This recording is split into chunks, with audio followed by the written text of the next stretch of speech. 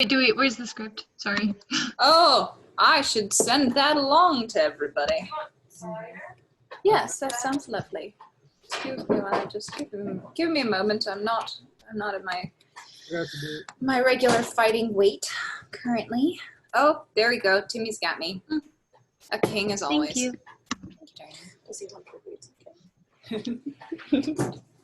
I'm gonna be honest, Rachel, I don't remember any of this from Dr. Long's class. That's okay. I don't remember anything from Dr. Long's class. It's about a bunch of dudes. I'm recording anyway. Oh, great. It's about a bunch of dudes who decide that women are bad news. Yep. Doesn't Awesome. everybody dies in the end. Okay. Fantastic. Act 1, Scene 1 of Love's Labors Lost. Synopses.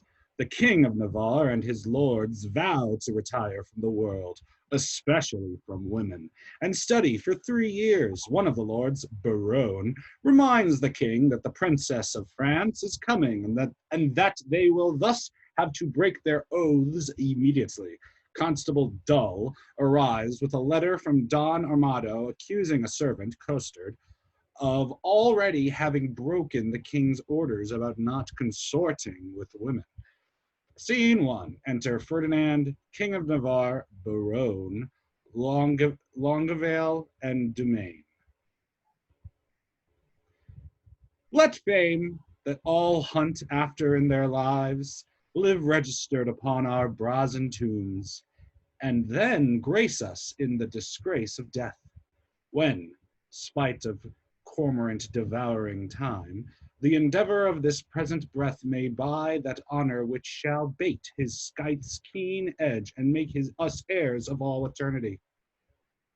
Therefore, brave conquerors, for so you are, that war against your own affections and the huge army of the world's desires, our late edict shall strongly stand in force. Navarre shall be the wonder of the world. Our court shall be a little academe, still and contemplative in living art. You three, Baron, Domaine, and Longueville, have sworn for 3 years' term to live with me, to my fellow scholars, and to keep those statuses that are recorded in this schedule here. Your oaths are passed, and now subscribe your names. Your oaths are passed, and now subscribe your names, that his own hand may strike his honor down that violates the smallest branch herein. If you are armed to do so as sworn to do, subscribe to your deep oaths and keep it too. I am resolved, this but 3 years fast.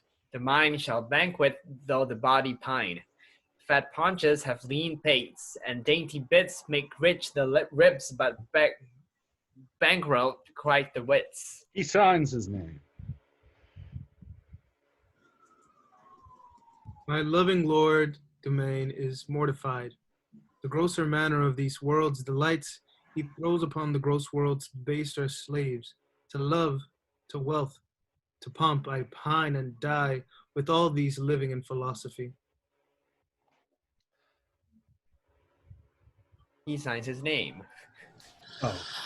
I can but say their protestation over. So much, dear liege, I have already sworn, that is, to live and study here 3 years, but there are other strict observances, as not to see a woman in that term, which I hope well is not enrolled there, and 1 day in a week to touch no food, and but 1 meal on every day beside, the which I hope is not enrolled there, and then to sleep but 3 hours in the night, and not to be seen to wink all of the day, when I was wont to think no harm all night, and make a dark night too, and half the day, which I hope well is not enrolled there. Oh, these are barren tasks, too hard to keep, not to see ladies, study, fast, and not sleep. Your oath is passed to pass away from these. Let me say no, my liege, and if you please, I only swore to study with your grace and stay here in your court for 3 years' space. Swore to that, Baron, and to the rest. Yea and nay, sir, then I swore in jest. What is the end of study, let me know. Why? That to know which else we should not know. Things hid and barred, you mean, from common sense. I, that is study's godlike recompense. Come on, then, I will swear to study so, to know the thing I am forbid to know, as thus to study where oh goodness, and thus to study where I well may dine, when I to feast expressly am forbid, or study where to meet some mistress fine, when mistresses come from common sense are hid, or having sworn too hard a keeping oath, study to break it, and not break my troth. If study's gain be thus, and this be so, study knows that which yet it doth not know. Swear me to this, and I will ne'er say no. These be the stops that hinder study quite, and train our intellects to vain delight. Why, all delights are vain, and that most vain, which with pain purchased doth inherit pain, as painfully to pore upon a book, to seek the light of truth, while truth, the while, doth falsely blind the eyesight of his look. Light seeking light, doth light of light beguile, so ere you find where light and darkness lies, your light grows dark by losing of your eyes. Study me how to please the eye indeed, by fixing it upon a fairer eye, who dazzling so that I shall be his heed, and give him light that it was blinded by. Study is like the heaven's glorious sun, that will not be deep searched with saucy looks. Small have continual plotters ever won, save base authority from others' books. These earthly godfathers to heaven's light, that give a name to every fixed star, have no more profit of their shining nights than those that walk and wot not what they are. Too much to know is to know naught but fame, and every godfather can give a name. How well he's read to reason against reading. Who follows that? What? What? Who follows? Wait. What? Proceeded well to stop all good proceeding. He weeds the corn and still lets grow the weeding. The spring is near when green geese are a-breeding. How follows that? Fit in his place and time. In reasoning nothing. Something then in rhyme. Barone is like an envious sneaping frost that bites the firstborn infants of the spring. Well, say I am. Why should proud summer boast before the birds have any cause to sing? Why should I joy in any abortive birth? At Christmas, I no more desire a rose than wish a snow in May's newfangled shows. But like of each thing that in season grows, so you, to study now, it is too late. Climb o'er the house to unlock the little gate. Well, sit you out. Go home, Barone. Adieu. No, my good lord, I have sworn to stay with you, and though I have for barbarism spoke more than for that angel knowledge you can say, yet confident I'll keep what I have sworn, and bide the penance of each 3 years' day. Give me the paper, let me read the same, and to the strictest decrees I'll write my name. How well this yielding rescues thee from shame. Reads, item, Item, that no woman shall come within a mile of my court. Hath this been proclaimed? 4 days ago. Let's see the penalty. On pain of losing her tongue. Who devised this penalty? Marry, that did I. Sweet lord, and why? To fright them hence with that dread penalty. A dangerous law against gentility. Item, if any man be seen to talk with a woman within the term of 3 years, he shall endure such public shame as the rest of the court can possible devise. This article, my liege, yourself must break, for well you know here comes an embassy, the French king's daughter, with yourself to speak, a maid of grace and complete majesty, about surrender up of Aquitaine, to her decrepit, sick, and bedrid father. Therefore this article is made in vain, or vainly comes the admired princess hither. What say you, lords? Why, this was quite forgot. So study evermore is overshot. While it doth study to have what it would, it doth forget to do the thing it should. And when it hath the thing it hunteth most, 'tis one as towns with fire, so one, so lost. We must of force dispense with this decree. She must lie here on more necessity. Necessity will make us all forsworn. 3,000 times within this 3 years' space, for every man with his effects is born, not by might mastered, but by special grace.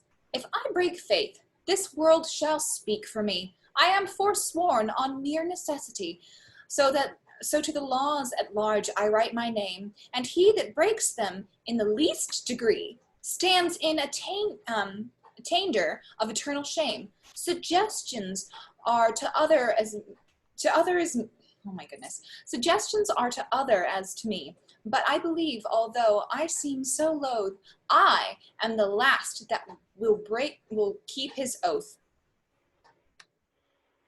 He signs his name. But is there no quick recreation granted? Aye, that there is. Our court, you know, is haunted with a refined traveller of Spain, a man in all the world's new fashion planted, that hath a mint of phrases in his brain. One who the music of his own vain tongue doth ravish like enchanting harmony, a man of compliments, whom right and wrong have chose us umpire of their mutiny. This child of fancy, that Armado hight, for interim to our study shall relate in high-born words the worth of many a knight, from tawny Spain lost in the world's debate. How you delight, my lords, I know not, but I protest I love to hear him lie, and I will use him for my minstrelsy. Our motto is a most illustrious wit, a man of fire, new words, fashion's own knight. Custard, the swain, and he shall be our sport, and so to study 3 years is but short. Enter Dull, a constable with a letter, and Costard. Which is the Duke's own person? This fellow, what wouldst? I myself reprehend his own person, for I am his grace's Farborough. But I would see his own person in flesh and blood. This is he. Signor Arm commends you. There's villainy abroad. This letter will tell you more. He gives the Sir. letter to the king. Sir, the contempts thereof are as touching as me. A letter from the magnificent Armado. How low soe'er the matter, I hope in God for high words. A high hope for a low heaven, God grant us patience. To hear or forbear hearing? To hear meekly, sir, and to laugh moderately, or to forbear both. Well, sir, be it as the style shall give us cause to climb in the merriness. The matter is to me, sir, as concerning Jacanetta. The matter of it is, I was taken with the manner. In what manner? In manner and form following, sir, all those three. I was seen with her in the manor house, sitting with her up upon the form, and taken following her into the park, which put together is in manner and form following. Now, sir, for the manner. It is the manner of a man to speak to a woman, for the form, in some form. For the following, sir. As it shall follow in my correction, and God defend the right. Will you hear this letter with attention? As we would hear an oracle. Such is the simplicity of man to hearken after the flesh. Great deputy, the welkins of sergeant and sole dominator of Navarre, my soul's earth god, and bodies for us fasting patron. Not a word of custard yet. So it is. It may be so, but if he say it is so, he is, in telling true, but so. Peace! Be to me and every man that dares not fight. No words! Of other men's secrets I beseech you. So it is, besieged with sable-colored melancholy. I did commend the black oppressing humor to the most wholesome physic of thy health-giving air, and, as I am a gentleman, betook myself to walk, the time when, about the 6th hour, when beasts most graze, birds best peck, and men sit down to that nourishment which is called supper. So much for the time when. Now, for the ground which I walked upon, is the yclept thy park. What the fuck is that? Then, it's yclept, duh. It is yclept thy park. Then for the place where I did encounter that obscene and most preposterous event that draweth from my snow-white pen and ebon-colored ink, which here thou viewest, beholdest, surveyest, or ceased, but to the place where it standeth north-northeast, and by east from the west corner of thy curious knotted garden. There did I see that low-spirited swain, that base menow of thy mirth, Me? that unlettered, small-knowing soul, Me? that shallow vassal, Still me? which, as I remember, high costard, Oh, me. sorted and consorted, contrary to thy establishment proclaimed edict and continent canon, but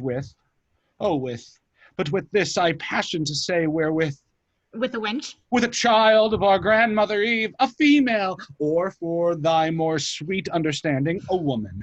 Him I, as my ever-esteemed duty pricks me on, have sent to thee to receive the meed of punishment by thy sweet grace's officer, Anthony Dull, a man of good repute, carriage, bearing, and estimation. Me shall please you. I am Anthony Dull. For Jaquanta, so is the weaker vessel called, which I apprehended with the aforesaid swain. I keep her as a vessel of thy law's fury, and shall, at the least of thy sweet notice, bring her to trial. Thine, in all compliments of devoted and heart-burning heat of duty, Don Adriano D. Armado. This is not so well as I looked for, but the best that ever I heard. Aye, the best for the worst. But, sirrah, what say you to this? Sir, I confess the wench. Did you hear the proclamation? I do confess much of the hearing it, but little of the marking it. It was proclaimed a year's imprisonment to be taken with a wench. I was taken with none, sir. I was taken with a damsel. Well, it was proclaimed, damsel.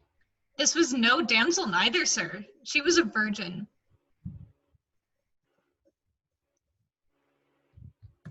It is so very too, for it was proclaimed virgin. If it were, I deny her virginity. I was taken with a maid. This maid will not serve your turn, sir. This maid will serve my turn, sir. Sir, I will pronounce your sentence. You shall fast a week you shall fast a week with bran and water. I had rather pray a month with mutton and porridge. And Don Armado shall be your keeper. My lord Barone, see him delivered o'er, and go we, lords, to put in practice that which to other hath which each to other hath so strongly sworn. King, Longueville, and Dumaine exit. I'll lay my head to any good man's hat. These oaths and laws will prove an idle scorn. Sirrah, come on. Suffer for the truth, sir. For true it is, I was taken with Jacanetta, and Jacanetta is a true girl, and therefore welcome the sour cup of prosperity. Affliction may one day smile again, and till then, sit thee down, sorrow. The exit. Act 2. Oh, already on Act 2, guys. Scene 1. All right. The Princess of France and her ladies arrive in Navarre. The king greets them but refuses to admit them into his court, forcing them to stay in tents in the fields. Navarre's lords each show an interest in one of the princess's ladies. Enter the Princess of France with 3 attending ladies, Rosalind, Maria, and Wait, Catherine. I think there's a Act 1, Scene 2. The website skipped it. I mean, I'm on the summary page. There is a Act 1, Scene 2. That's Let's weird. see what happened here. No. Oh. Oh, the website flipped it. Because next, if you click on next, it's Act 1, Scene 2. Oh, so let's go there. Let's do that one. What the fuck? Okay. Fascinating. Fast, yeah.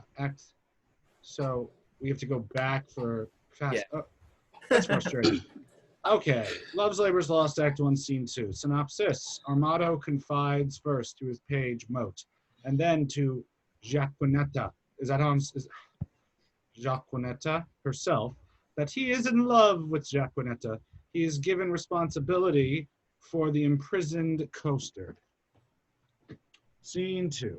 Enter Armado and Moat. His page. Boy, what sign is it when a man of great spirit grows melancholy? A great sign, sir, that he will look sad. Why, sadness is one of the self-same thing, dear imp. No, no, O Lord, sir, no. How canst thou part sadness and melancholy and tender juvenile? By a familiar demonstration of the working, my tough signor. Why tough signor? Why tough signor? Why tender juvenile? Why tender juvenile? I spoke it tender juvenile as a congruent epitheton pertaining to thy young days, which we may nominate tender. And I, tough signor, as an appertiniment title to your old time, which we may name tough. Pretty and apt. How mean you, sir? I pretty and my saying apt, or I apt and my saying pretty. Thou pretty because little, Little pretty because little, wherefore apt. and therefore apt because quick. Speak you this in my praise, master? In thy condign praise. I will praise an eel with the same praise. What? That an eel is ingenious? That an eel is quick. I do say thou art quick in answers. Thou heatest my blood. I am answered, sir. I love not to be crossed. He speaks the mere contrary. Crosses love, not him. I have promised to study 3 years with the Duke. You may do it in an hour, sir. Impossible. How many is one thrice told? I am ill at reckoning. It 15th the spirit of tapster. You are a gentleman and a gamester, sir. I confess both. They are both the varnish of a complete man. Then I am sure you know how much the gross sum of a deuce ace amounts to, It doth amount to 1 more than 2. which the base vulgar do call 3. True. Why, sir, is this such a piece of study? Now here is 3 studied ere you'll thrice wink, and how easy it is to put years to the word 3 and study 3 years in 2 words, the dancing horse will tell you, A most fine figure. to prove you a cipher. I will hereupon confess I am in love. And as it is base for a soldier to love, so am I in love with a base wench. If drawing my sword against the humor of affection would deliver me from the reprobate thought of it, I would take the desire prisoner and ransom him to any French courtier for a new devised courtesy. I think scorn to sigh me thinks I should swear Cupid. Comfort me, boy. What great men have been in love? Hercules, master. Most sweet Hercules. Most authority. Dear boy, name more. And sweet, my child, let them be men of good repute and carriage. Samson, master, he was a man of good carriage, great carriage, for he carried the town gates on his back like a porter, and he was in love. Oh, well-knit Samson, strong-jointed Samson, I do excel thee in my rapier as such as thou didst in carrying gates. I am in love too. Who was Samson's love, my dear mote? A woman, master. Of what complexion? Of all the four, or the three, or the two, or one of the four. Tell me precisely of what complexion. Of the seawater green, sir. Is that one of the four complexions? As I have read, sir, and the best of them, too. Green indeed is the color of lovers. But to have a love of that color, methinks Samson had small reason for it. He surely affected her for her wit. It was so, sir, for she had a green wit.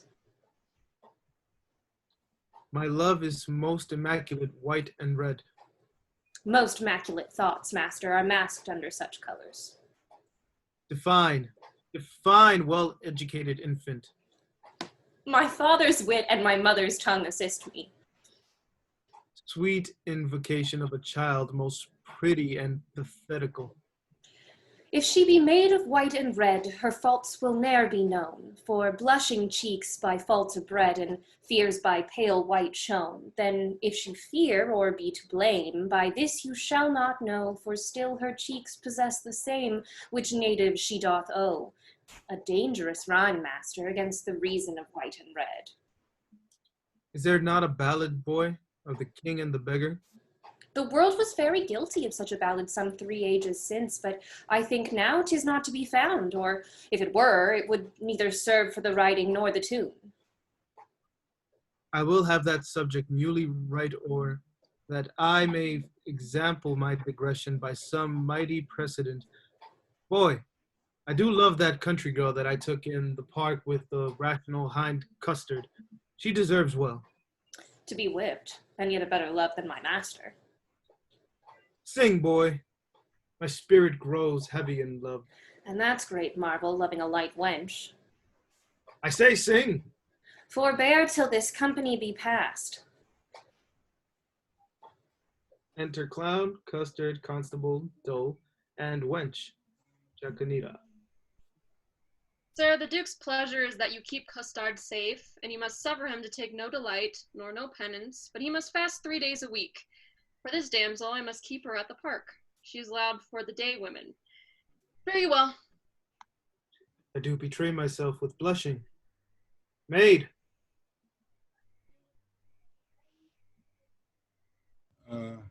Man. I will visit thee at the lodge. That's hereby. I know where it is situate. Lord, how wise you are. I will tell thee wonders. With that face? I love thee. So I heard you say. And so farewell. Fair weather after you. Come, Jacinta, away. Jaquinta, whatever your name is. Dull and Jaquinta exit. It's Jaquinetta. Like, that's what I was. Jaquinetta! Yeah. Dull and Jaquinetta exit. Villain! Thou shalt fast for thy offenses ere thou be pardoned. Well, sir, I hope when I do it, I shall do it on a full stomach. Thou shalt be heavily punished. I am more bound to you than your fellows, for they are but lightly rewarded. Take away this villain. Shut him up. Come, you transgressing slave, away. Let me not be pent up, sir. I will fast being loose. No, sir, that were fast and loose, thou shalt to prison. Well, if ever I do see the merry days of desolation that I have seen, some shall see. What shall some see? Nay, nothing, Master Moat, but what they look upon. It is not for prisoners to be too silent in their words, and therefore I will say nothing. I thank God I have as little patience as another man, and therefore I can be quiet. Custard and boy exit. I do affect the very good, which is base, where her shoe, which is baser, guided by her foot, which is basest, doth tread. I shall be forsworn, which is a great argument of falsehood if I love. And how can that be true love, which is falsely attempted? Love is a familiar, love is a devil. There is no evil angel but love, yet was Samson so tempted, and he had an excellent strength, yet was Shalomin so seduced, and he had a very good wit. Cupid's butt shaft is too hard for Hercules' club, and therefore too much odds for a Spaniard's rapier. The first and second cause will not serve my turn. The pasado he respects not, the duello he regards not. His disgrace is to be called boy, but his glory is to subdue men. Subdue valor. Rust rapier, but still drum for your manager is in love. Yea, he loveth. Assist me some extemporal god of rhyme, for I am sure I shall turn sonnet. Devise wit, write pen, for I am for whole volumes in folio. And then we go back. Yeah, to Act 2, Scene 1. Oh, the commodity. Awesome. All right, synopsis. This is Act 2, Scene 1. We're moving forward. The Princess of France and her ladies arrive in Navarre. The king greets them but refuses to admit them into his court, forcing them to stay in tents in the fields. Navarre's lords each show an interest in one of the princess's ladies. Scene 1. Enter the Princess of France, with 3 attending ladies, Rosalind, Maria probably, and Catherine, Boyette, and other lords.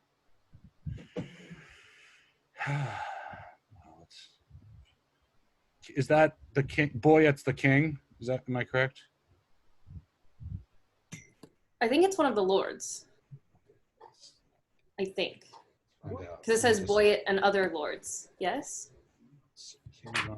Yes, because the 3 attending ladies are Rosalind, Mariah, and Catherine. Yeah. What attending on the Princess of France? Well, Ferdinand, King of Navarre is Ferdinand, who I am. So, Boyette, a lord attending. So yeah, that's a different guy. Someone. Jacob, do it. Oh God, thank you so much, guys. Now, madam, summon up your dearest spirits.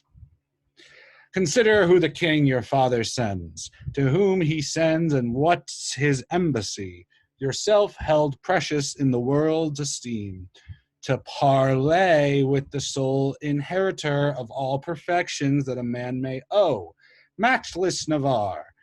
Oh, Jesus. The plea of no less weight than Aquitaine, a dowry for a queen, be now a prodigal of all dear grace, as nature was in making graces dear when she did starve the general world besides, and prodigally gave them all to you. Good Boyer, my beauty, though but mean, needs not the painted flourish of your praise. Beauty is bought by judgment of the eye, not uttered by base sale of chapmen's tongues. I am less proud to hear you tell my worth than you much willing to be counted wise in spending your wit in the praise of mine. But now to task the taskers. The tasker. Good Boyer, you are not ignorant, all telling fame doth noise abroad. Navarre hath made a vow. Till painful study shall outwear 3 years, no woman may approach his silent court. Therefore, to seemeth it a needful course, before we enter his forbidden gates, to know his pleasure, and in that behalf, bold of your worthiness, we single you as our best moving fair solicitor. Tell him the daughter of the King of France, on serious business craving quick dispatch, importunes personal conference with his grace. Haste, signify so much, while we attend, like humble visaged suitors, his high will. Proud of employment, willingly I go. All pride is willing pride, and yours is so. Proud of employment, yikes. Boyer exits. Who are the votaries, my loving lords, that are vow fellows with this virtuous duke? Longueville is one. You're the man. I know Okay. him, madam. At a marriage feast between Lord Paragort and the beauteous heir of Jacques Falconbridge, solemnized in Normandy, saw I this Longueville, a man of sovereign parts he is esteemed, well fitted in arts, glorious in arms, nothing becomes him ill that he would well. The only soil of his fair virtue's gloss, if virtue's gloss will stain with any soil, is a sharp wit matched with too blunt a will, whose edge hath power to cut, whose will still wills. It should none spare that come within his power. Some merry mocking lord, belike? Is it so? They say so most that most his humors know. Such short-lived wits do wither as they grow. Who are the rest? Young Dumaine, a well-accomplished youth, of all that virtue love for virtue loved, most power to do most harm, least knowing ill, for he hath wit to make an ill-shaped good, and shape to win grace though he had no wit.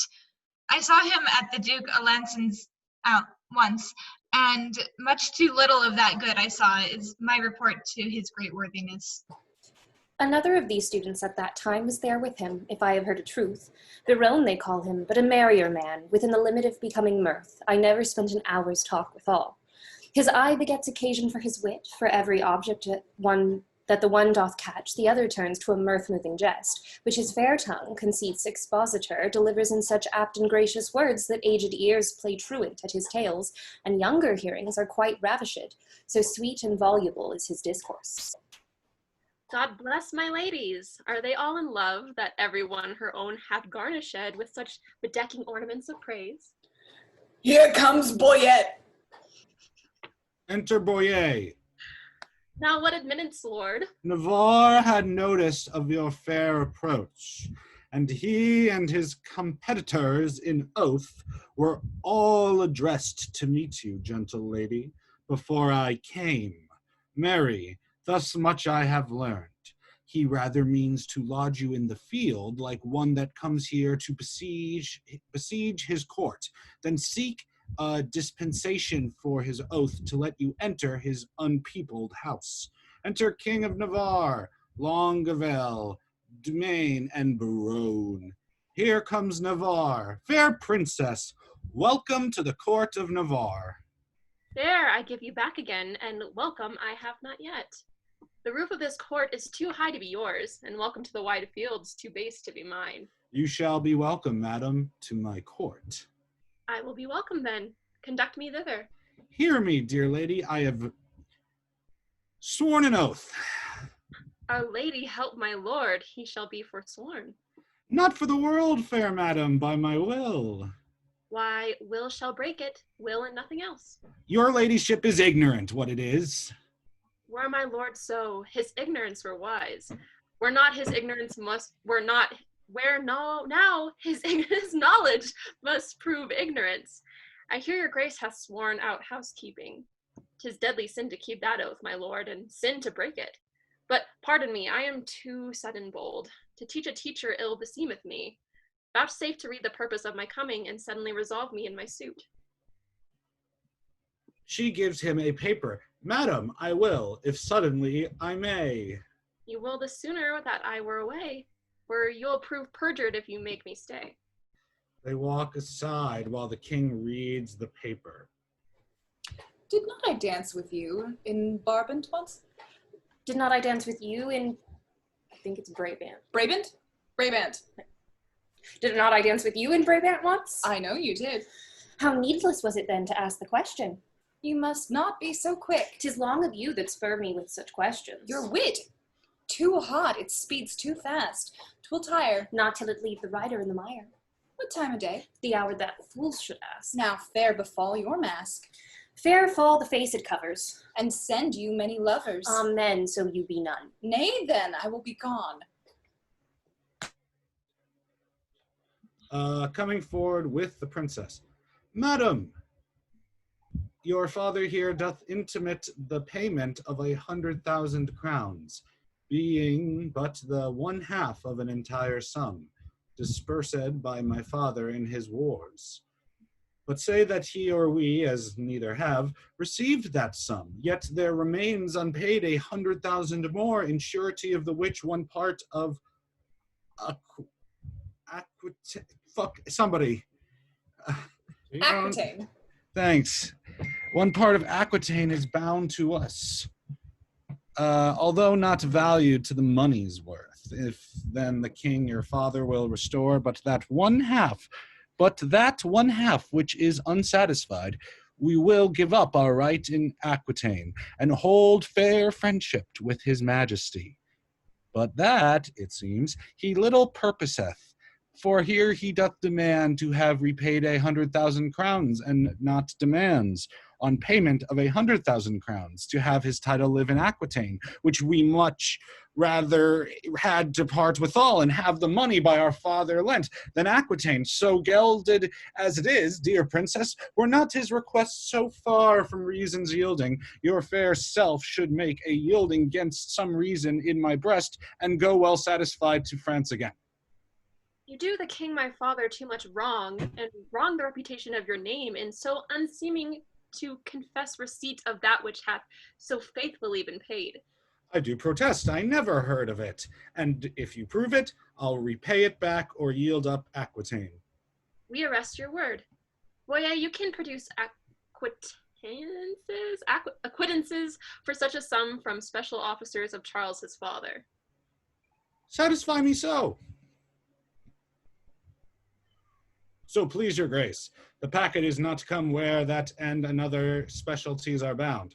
Tomorrow you shall have a sight of them.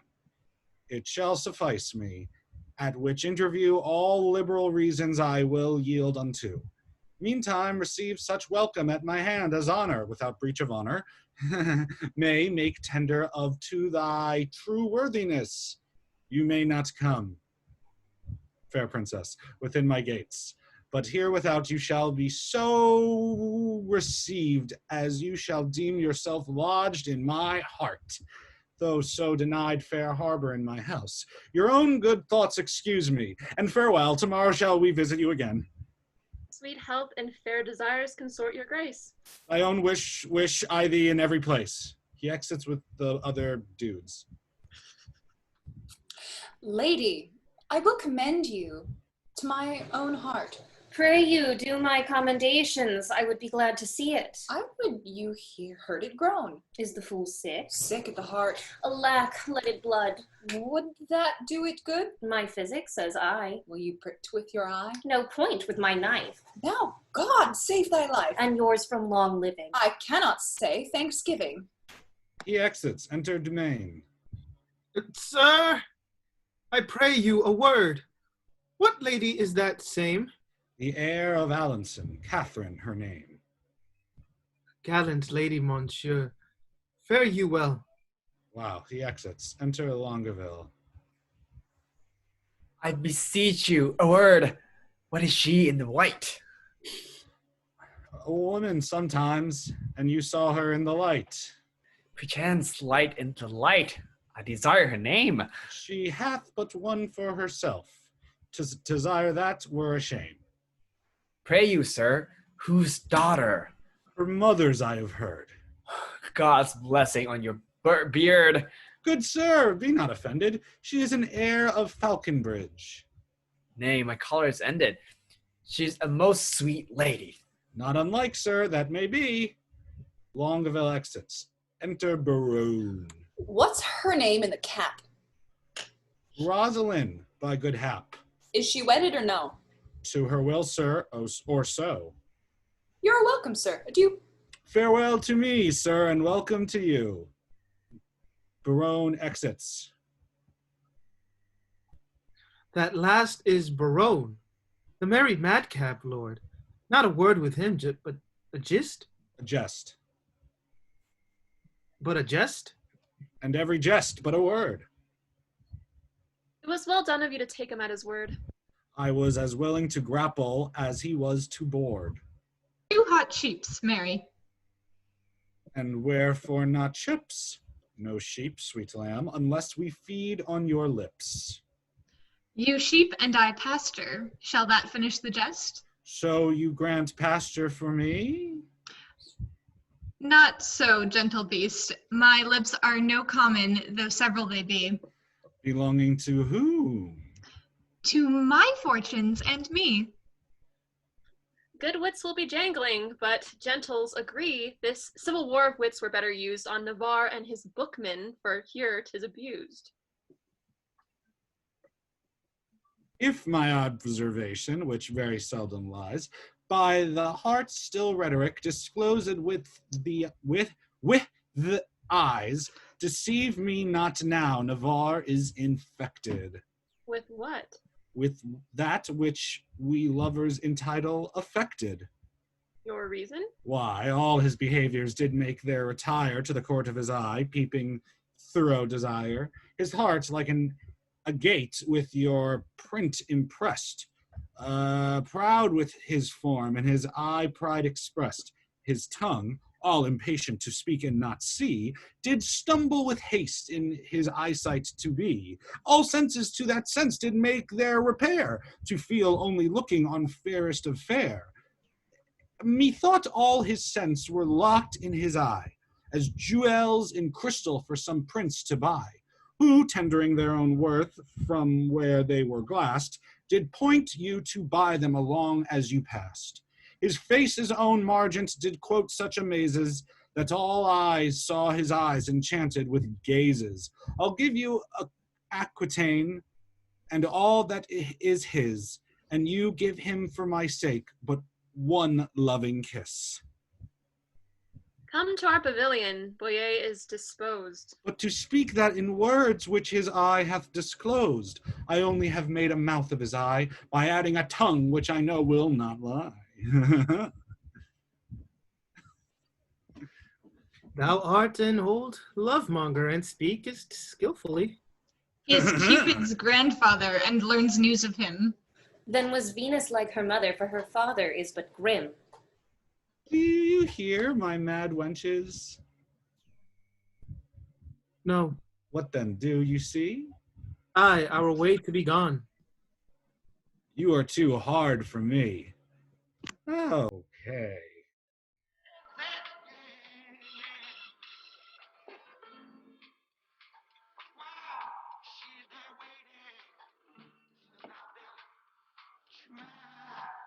Tell him Shantae you stay.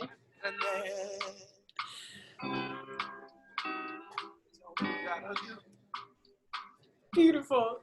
And back to Love's Labor's Lost after this. It's break. not. All right. Let's do.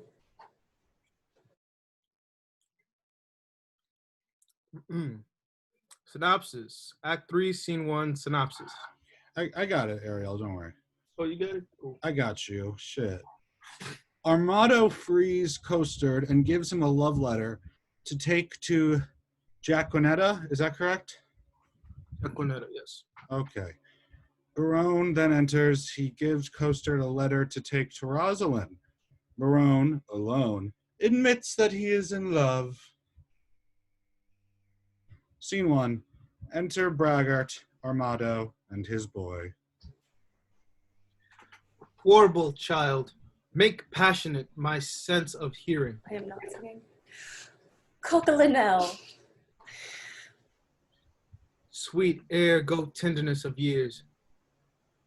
Hands over a key. Take this key.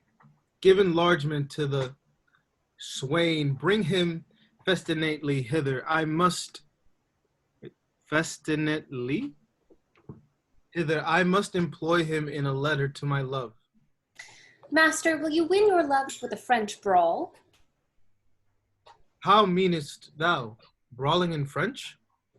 No, my complete master, but to jig off a tune at the tongue's end, canary to it with your feet, humor it with turning up your eyelids, sigh a note and sing a note, sometimes through the throat, as if you were swallowed love with singing love, sometimes through the nose, as if you snuffed up love by smelling love, with your hat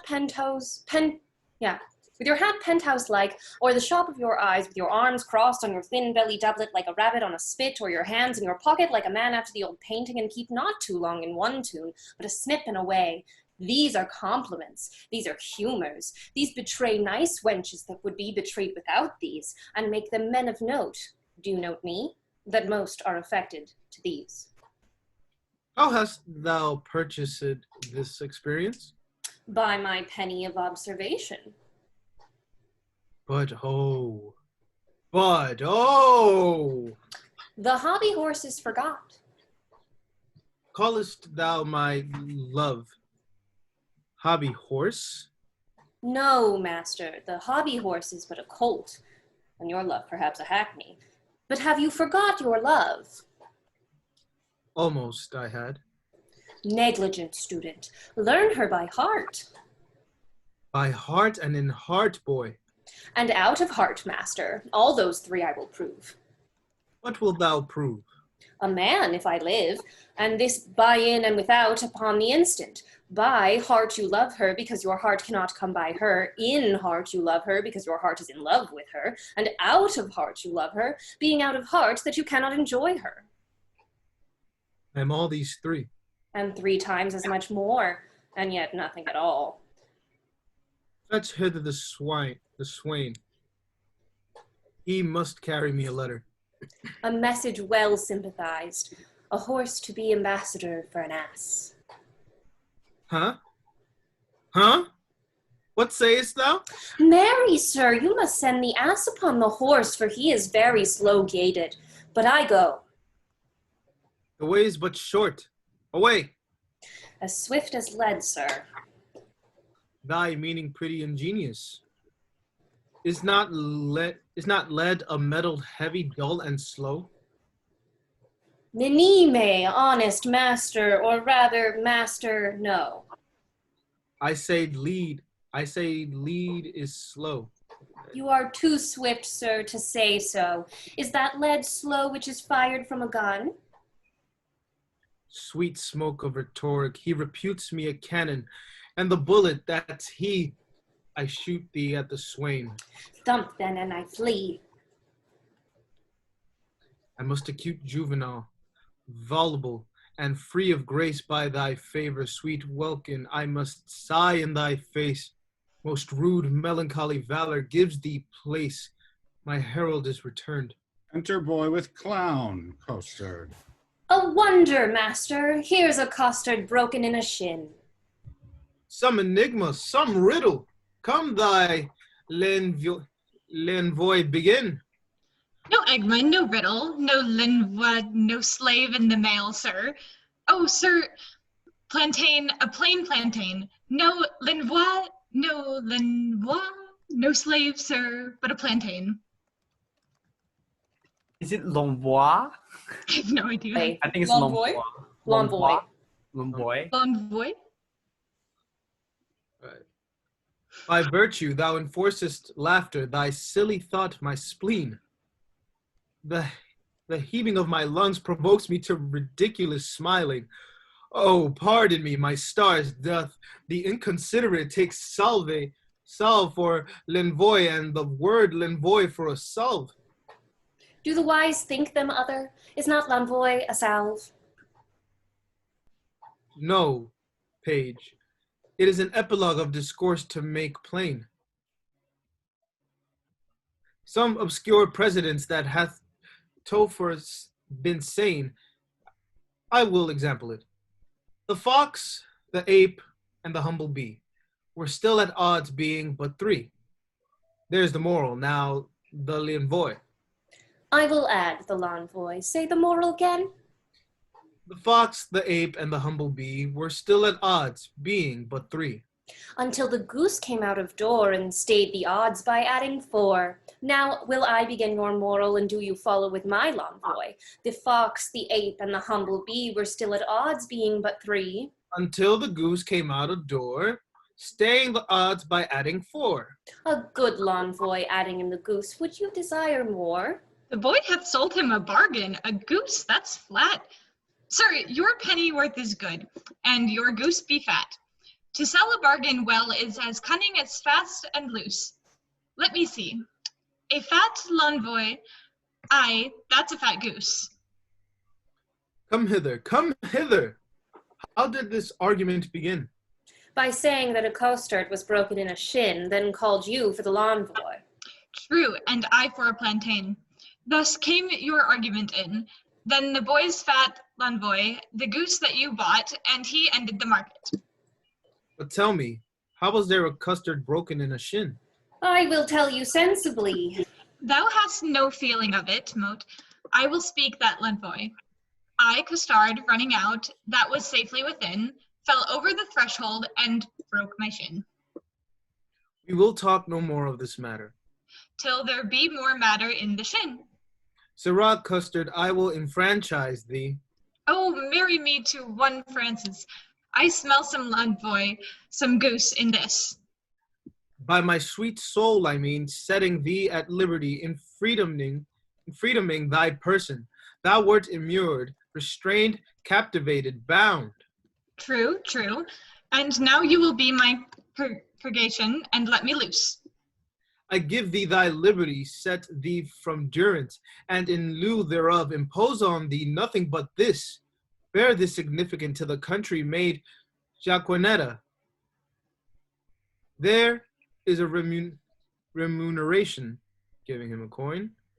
For the best ward of mine honor is rewarding my dependents. Moat, follow. The sequel, I, Signor Costard, adieu. He exits.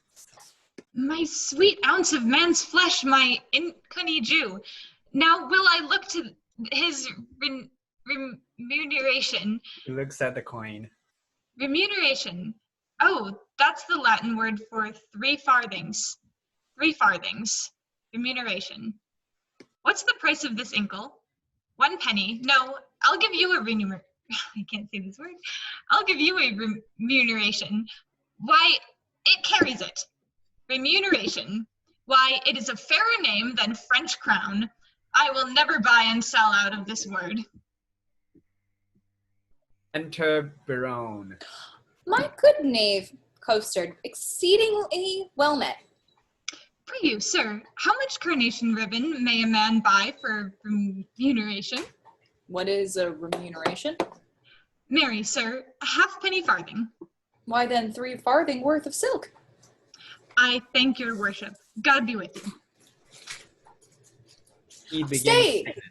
Slave, I must employ thee, as thou wilt win my favor, good my knave. Do one thing for me that I shall entreat. When would you have it done, sir? This afternoon. Well, I will do it, sir. Very well. Thou knowest not what it is. I shall know, sir, when I have done it. Why, villain, thou must know it first. I will come to your worship tomorrow morning. It must be done this afternoon. Hark, slave, it is but this. The princess comes to hunt here in the park, and in her train there is a gentle lady. When tongues speak sweetly, then they name her name, and Rosalind they call her. Ask for her, and then to her white hand see thou do commend this sealed up counsel. There's thy guerdon. He gives, him money. Go. Garden. He looks at the money. Oh, sweet garden. Better than remuneration. 11 pence farthing better. Most sweet garden. I will do it, sir. In print. Garden. Remuneration. He exits. And I forsooth in love. I that have been love's whip, a very beadle to a humorous sigh, a critic, nay, a night watch constable, a domineering pedant o'er the boy, than whom no mortal so magnificent, this wimpled, whining, purblind, wayward boy, this Signor Junior, a giant dwarf, damned Cupid, regent of love rhymes, lord of folded arms, the anointed sovereign of sighs and groans, liege of all loiterers and malcontents, dread prince of plackets, king of codpieces, sole imperator of and great general of trotting parators. Oh, my little heart! And I to be a corporal of his field and wear his colors like a tumbler's hoop. What? I love, I sue, I seek a wife? A woman that is like a German clock, still a repairing, ever out of frame, and never going aright, being a watch. But being watched that it may so go right, nay, to be perjured, which is worst of all, and among 3, to love the worst of all. a whitely wanton with a velvet brow, with 2 pitch balls stuck in her face for eyes. Aye, and by heaven, one that will do the deed, though Argus were her eunuch in her guard, and I to sigh for her and watch for her, to pray for her, to go, here's a plague, that Cupid will impose for my neglect of his almighty dreadful little knight. Well, I will love, write, sigh, pray, sue, groan, and some men must love my lady, and some Joan. He exits. Okay, Act 4, Scene 1. Wow, we are flying. While hunting, okay, I like this, the princess, her ladies, and Boyer are visited by Custard, who, by mistake, delivers to them Armado's letter to Jaquinetta rather than Baron's letter to Rosalind. Scene 1, enter the princess, a forester, her ladies, Boyer, and her other lords. Was that the king that spurred his horse so hard against the steep uprising of the hill? I know not, but I think it was not he. Whoe'er he was, he showed a mounting mind. Well, lords, today we shall have our dispatch, or Saturday we will return to France. Then, Forrester, my friend, where is the bush that we must stand and play the murder in?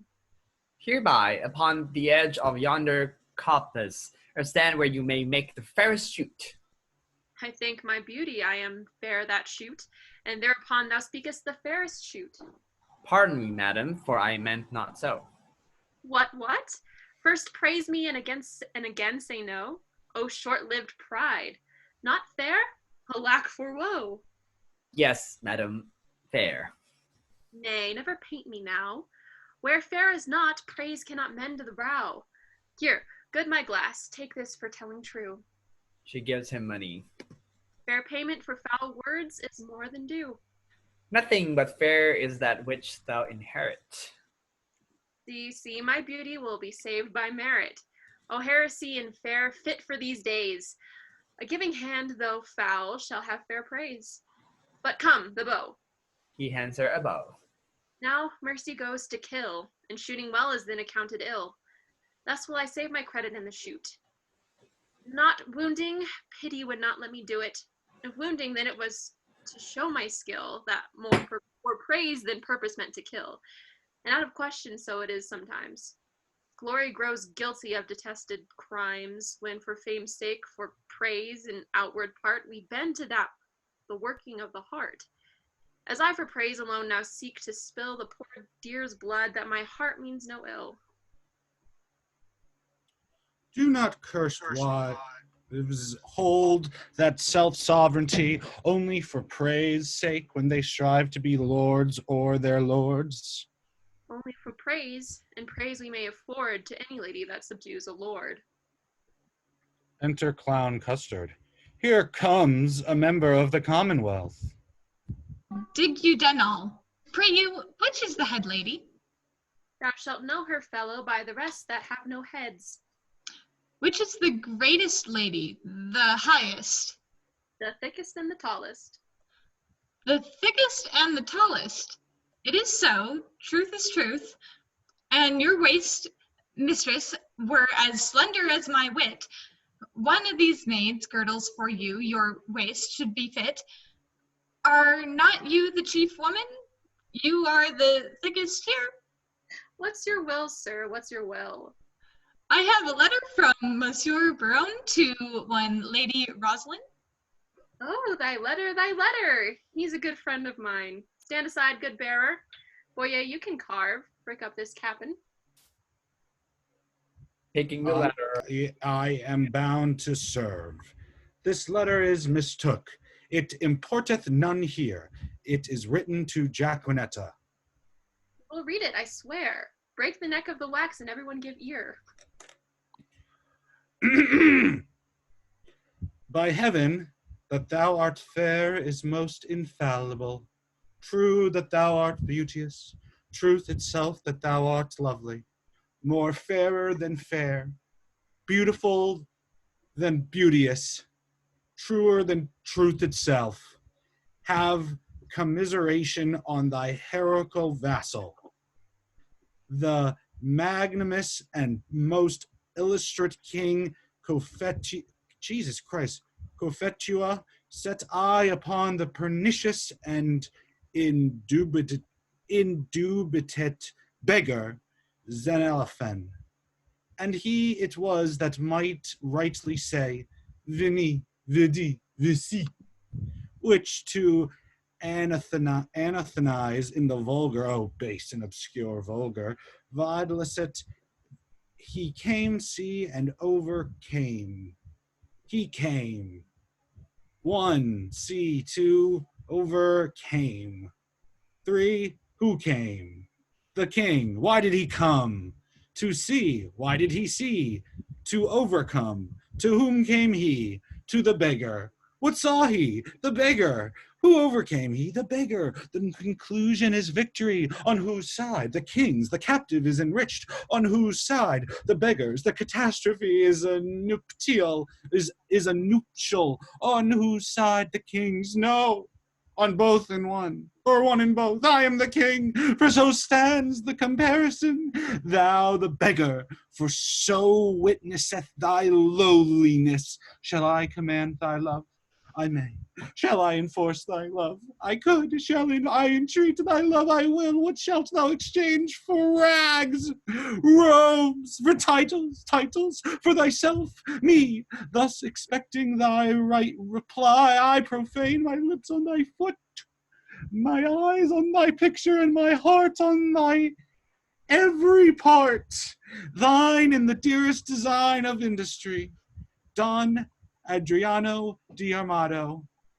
Thus dost thou hear the Nemean lion roar against thee, thou lamb, thou that standest as his prey. Submissive fall his princely feet before, and he from forage will incline to play. But if thou strive, poor soul, what art thou then? Food for his rage, rapture for his den. What plume of feathers is he that indited this letter? What vane, what weathercock? Did you ever hear better? I am much deceived, but I remember the style. Else your memory is bad, going o'er it erewhile. This Armado is a Spaniard that keeps here in court, a fantasy, a monarcho, and one that makes sport to the prince and his bookmates. Thou fellow, a word. Who gave thee this letter? I told you. No, sorry. I told you, my lord. To whom shouldest thou give it? From my lord to my lady. From which lord to which lady?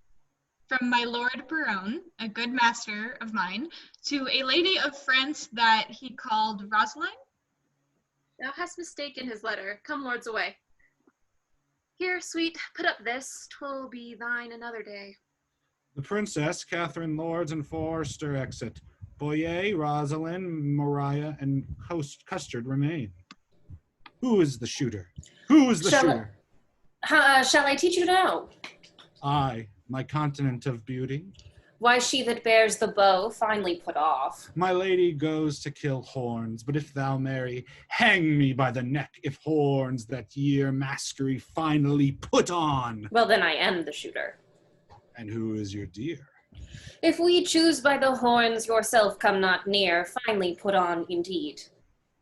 You will, oh sorry. You'll wrangle with her, Boyette, and she strikes at the brow. But she herself is hit lower. Have I hit her now? Shall I come upon thee with an old saying, that was a man when King Pippin of France was a little boy, as touching the hit it? So I may answer thee with one as old, that was a woman when Queen Guinevere of Britain was a little wench, as touching the hit it. Thou canst not hit it, thou canst not hit it, my good man. And I cannot, and I cannot another can. Rosalind exits. By my troth, most pleasant. How both did fit it. A mark marvelous, well shot, for they both did hit it. A mark. Oh, mark, but that mark, a mark, says my lady. Let the mark have a prick in't to meet at, if it may be. Wide o' the bow hand, I faith your hand is out. Indeed, he must shoot nearer, or he'll ne'er hit the clout. And if my hand be out, then belike your hands is in. Then will she get the upshoot by cleaving the pin? Come, you talk greasily. Your lips grow foul. She's too hard for you at pricks, sir. Challenge her to bowl. I fear too much rubbing. Good night, my good owl. Boyer and Mariah exit. By my soul, a swain, a most simple clown. Lord, Lord, how the ladies and I have put him down. Oh, my troth, most sweet jests, most inconvenient vulgar wit. When it comes so smoothly off, so obscenely, as it were, so fit. Our motto, oh, the one side, oh, a most dainty man. To see him walk before a lady and to bear her fan, to see him kiss his hand, and how most sweetly he will swear, and his page at the other side, that handful of wit. Ah, heavens, it is a most pathetical knit. Sola, sola. He exits. Oh, sorry. You can. Okay. So now we are on to Act 4, Scene 2. Synopses. The pedant Holofernes, the curate Nathaniel, and Constable Dull discuss the deer shot by the princess. Custard and Jacquinetta enter with the letter from Barone to Rosalind and are told to deliver it to the king. Scene 2. Enter Dull, the constable, Holofernes, the pedant, and Nathaniel, the curate.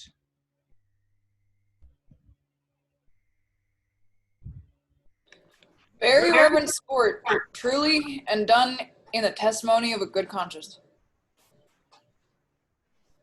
The deer was, as you know, sanguis and blood-ripe as the pomander, who now hangeth like a jewel in the ear of Kylo, the sky, the welkin, the heaven, and anon falleth like a crab on the face of Terra, the soil, the land, the earth.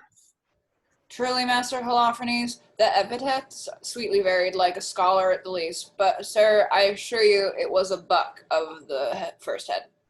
Sir Nathaniel, haud credu. 'Twas not a haud credu, 'twas a pricket. Most barbarous intimation, yet a kind of insinuation, as it were in way of explication. Bars. Basere, as it were, replication, or rather ostentare, to show, as it were, his inclination after his undressed, unpolished, uneducated, unpruned, untrained, or rather unlettered, or ratherest unconfirmed fashion, to insert again my hard credo for a deer. I said the deer was not a haud credo, 'twas a pricket. Twice sought simplicity, bis coctus. O thou monster ignorance, how deformed dost thou look! Sir, he hath fed of the dainties that are bred in a book. He hath not eat paper, as it were. He hath not drunk ink. His intellect is not replenished. He is only an animal, only sensible in the duller parts, and such barren plants are set before us that we thankful should be, which we of taste and feeling are for those parts that do fructify in us more than he. For it would ill become me to be vain, indiscreet, or a fool, so were a patch set on learning to see him in a school. But omne bene, say I, being of an old father's mind, many can brook the weather that love not the wind. You two are bookmen. Can you tell me by your wit what a month old at Cain's birth that's not 5 weeks old as yet? Dictina, goddamn dull, dictina, goddamn dull. What is dictuma? A title of Phoebe to Luna to the moon. The moon was a month old when Adam was no more, and wrought not to 5 weeks when he came to 50. The illusion holds in the exchange. Is true indeed. The collusion holds in the exchange. God comfort thy capacity, I say the illusion holds in the exchange. And I say the pollution holds in the exchange, for the moon is never but a month old. And I say, besides that, 'twas a pricket that the princess killed. Sir Nathaniel, will you hear an extemporal epitaph on the death of a deer? And to humor the ignorant collie, the deer the princess killed a pricket. Purge, good master, Holofernes, purge, so it shall please you to abrogate scurrilogy. I will something affect the letter, for it argues facility. The prayful princess pierced and pricked a pretty pleasing pricket. Some say a sore, but not a sore till now made sore with shooting. The dogs died yell. The dogs did yell, put I to sore, then put L to soar, and sorrel jumps from thicket, or pricket sore, or else sorrel. The people fall a hooting, if sore be sore, then L to soar makes it 50 sores, oh sorrel. Of one sore I can 100 make by adding but one more L. A rare talent. If a talent be a claw, look how he claws him with a talent. This is a gift that I have simple, a foolish, extravagant spirit full of forms, figures, shapes, objects, ideas, apprehensions, motions, revolutions. These are bigots in the ventricle of memory, nourished in the womb of pure matter and delivered upon the mellowing of occasion. But the gift is good in those in whom it is acute, and I am thankful for it. Sir, I praise the Lord for you, and so may my parishioners, for their sons are well tutored by you, and their daughters profit very greatly under you. You are a good member of the Commonwealth. Marcel, if their sons be ingenious, they shall want no instructions if their daughters be capable. I will put it to them. But vir sapesque pauca loquietur, a soul feminine saluteth us. Enter Jequanita and the clown Custard. God give you good morrow, Master Person. Master Person, quasi pierce one, and if one should be pierced, which is the one? Marry, Master Schoolmaster. He that is likeliest to a hogshead. Of piercing a hogshead, a good luster of conceit in a turf of earth, fire enough for a flint, pearl enough for a swine. 'Tis pretty, it is well. Good Master Parson, be so good as read me this letter. It was given me by Custard and sent me from Don Armando. I beseech you, read it. She hands Nathaniel a paper which she looks at. Facile precordia leda, quando peccas, omnia sub ombra, ruminat, and so forth. A good old Mantuan, I may speak of thee as the traveller doth of Venice. Venetia, Venetia, chi non ti vede, non ti pretia. Old man Tuan, who understandeth thee not, loves thee not. He sings, Utre sola mi fa. To Nathaniel, under pardon, sir, what are the contents? Or rather, as Horace says in his, looking at the letter, what my soul verses? I, sir, and very learned. Let me hear a staff, a stanza, a verse, lege domine. If love make me forsworn, how shall I swear to love? Ah, never faith could hold, if not to beauty vowed. Though to myself forsworn, to thee all faithful prove. Those thoughts to me were oaks, to thee like osiers bowed. Study his bias leaves and make his book thine eyes. where all those pleasures live that art would comprehend. If knowledge be the mark, to know thee shall suffice. Well learned is that tongue that well can thee command.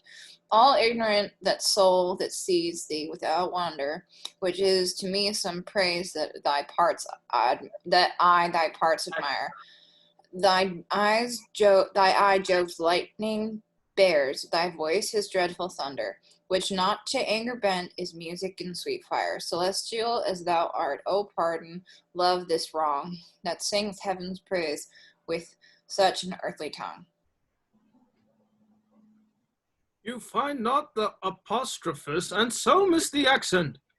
Let me supervise the consonant. He takes the paper.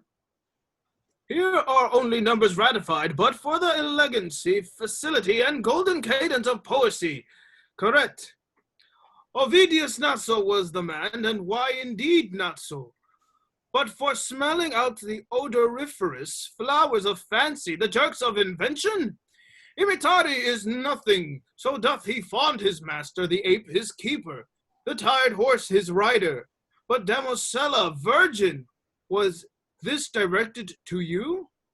I, sir, from one Monsieur Baron, one of the strange queen's lords. I will overglance the superscript to the snow-white hand of the most beauteous lady Rosalind. I will look again on the intellect of the letter of the nomination of the party writing to the person written onto, your ladyships in all desired employment, Baron. Sir Nathaniel, this is Baron in one of the votaries with the king, and here he hath framed a letter to a sequent of the stranger's queen, which accidentally, or by the way of progression, hath miscarried. To Jaquanita. Trip and go, my sweet. Deliver this paper into the royal hand of the king. It may concern much. Stay not thy compliment. I forgive thy duty. Adieu. Good Costard, go with me.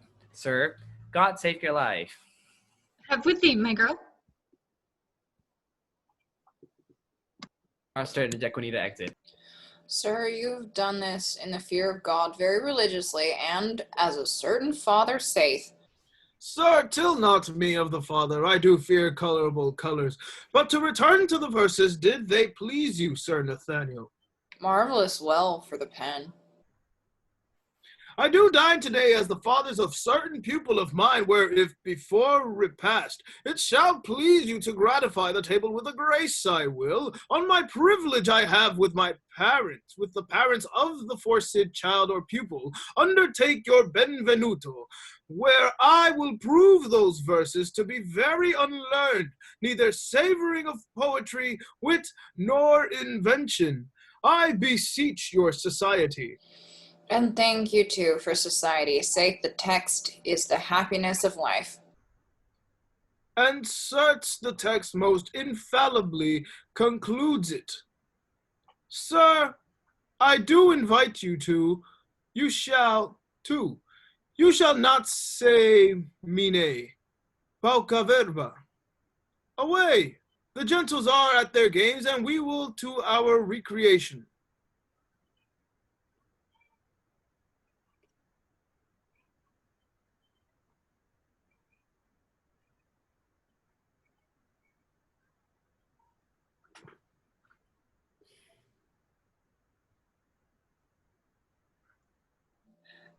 Act 4, Scene 3. One after the other, the king and his lords enter and confess they are in love. Each, after he confesses, hides and eavesdrops on the next to enter.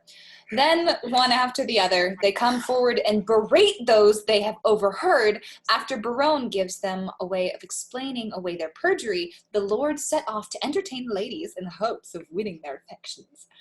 Scene 3. Enter Baron with a paper in his hand, alone. The king, he is hunting the deer.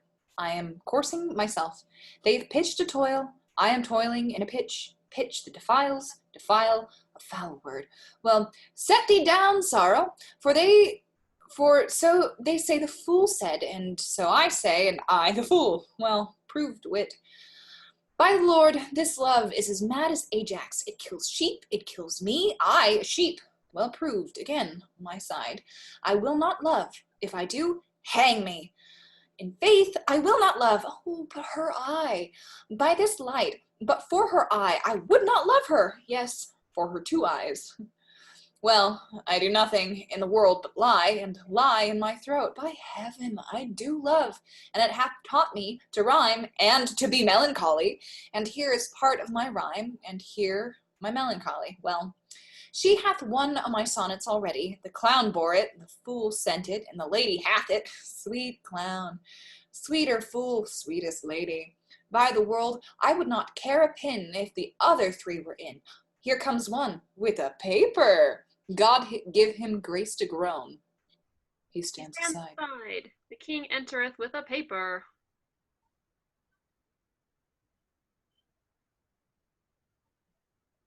The king entereth with a paper.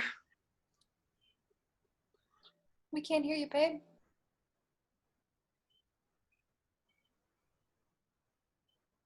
Can you hear me? Ay, me! Shot by heaven, proceed, sweet Cupid, thou hast thumbed him with thy bird bolt under his left pap.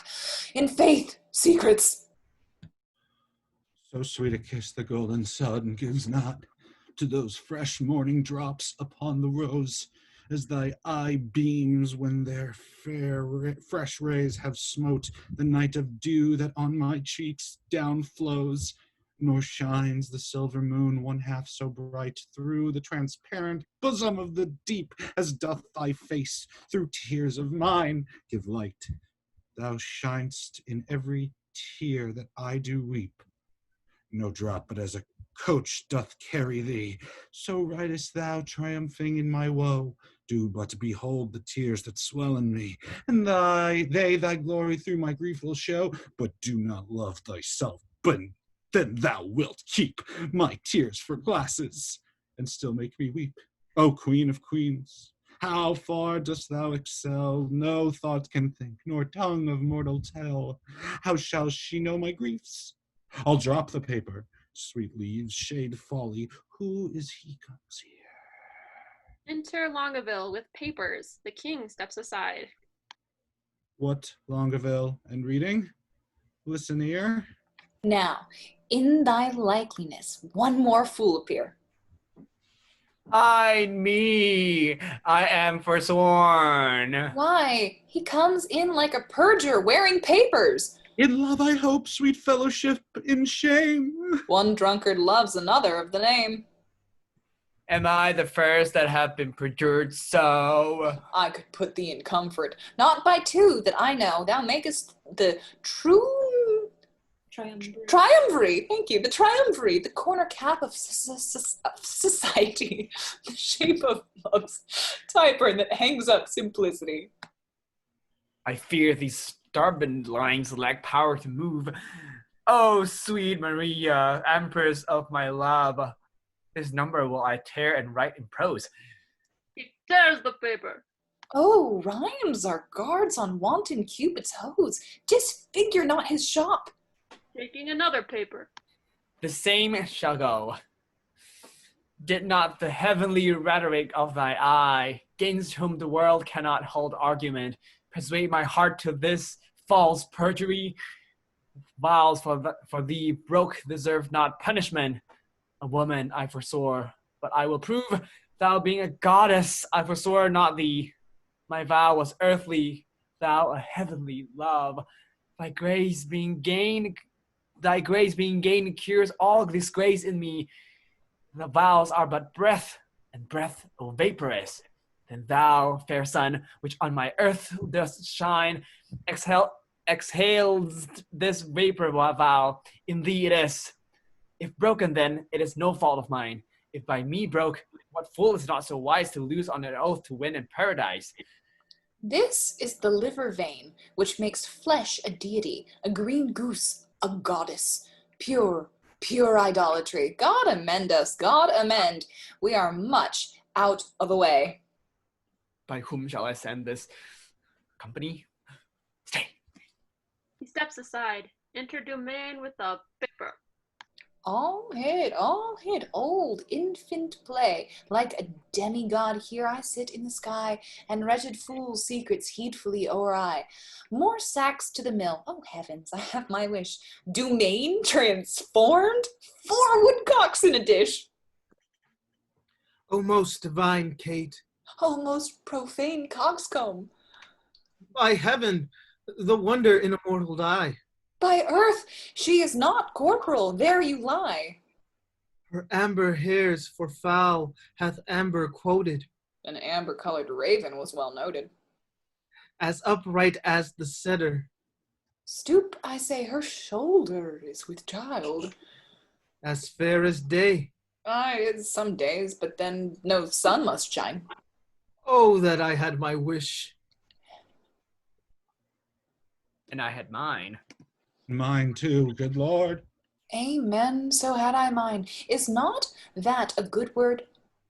I would forget her, but a fever she reigns in my blood, and will be remembered be.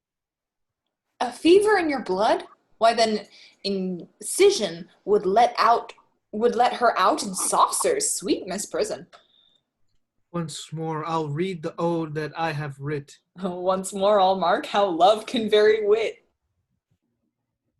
On a day, alack the day, love whose month is ever May, spied a blossom passing fair, playing in the wanton air. Through the velvet leaves the wind all unseen can passage find, that the lover sick to death wished himself the heaven's breath. Ere quoth he, thy cheeks may blow, ere would I might triumph so. But alack, my hand is sworn, ne'er to pluck thee from thy thorn. Vow, alack, for youth unmet, youth so apt to pluck a sweet, do not call it sin in me, that I am foreseen for thee. Thou for whom Jove would swear Juno but an Ethiop were, and deny himself for Jove, turning mortal for thy love. This will I send, and something else more plain, that shall express my true love's fasting pain. Oh, would the king, Barone, and Longueville were lovers too, ill to example ill, would from my forehead wipe a perjured note, for none offend where all alike do dote. Domain, thy love is far from charity, that in love's grief desirous society. You may look pale, but I should blush, I know, to be overheard and taken napping so. Come, sir, you blush. As his, your case is such. You chide at him, offending twice as much. You do not love Maria. Longueville did never sonnet for her sake compile, nor never lay his wreathed arms athwart his loving bosom to keep down his heart. I have been closely shrouded in this bush, and marked you both, and for you both did blush.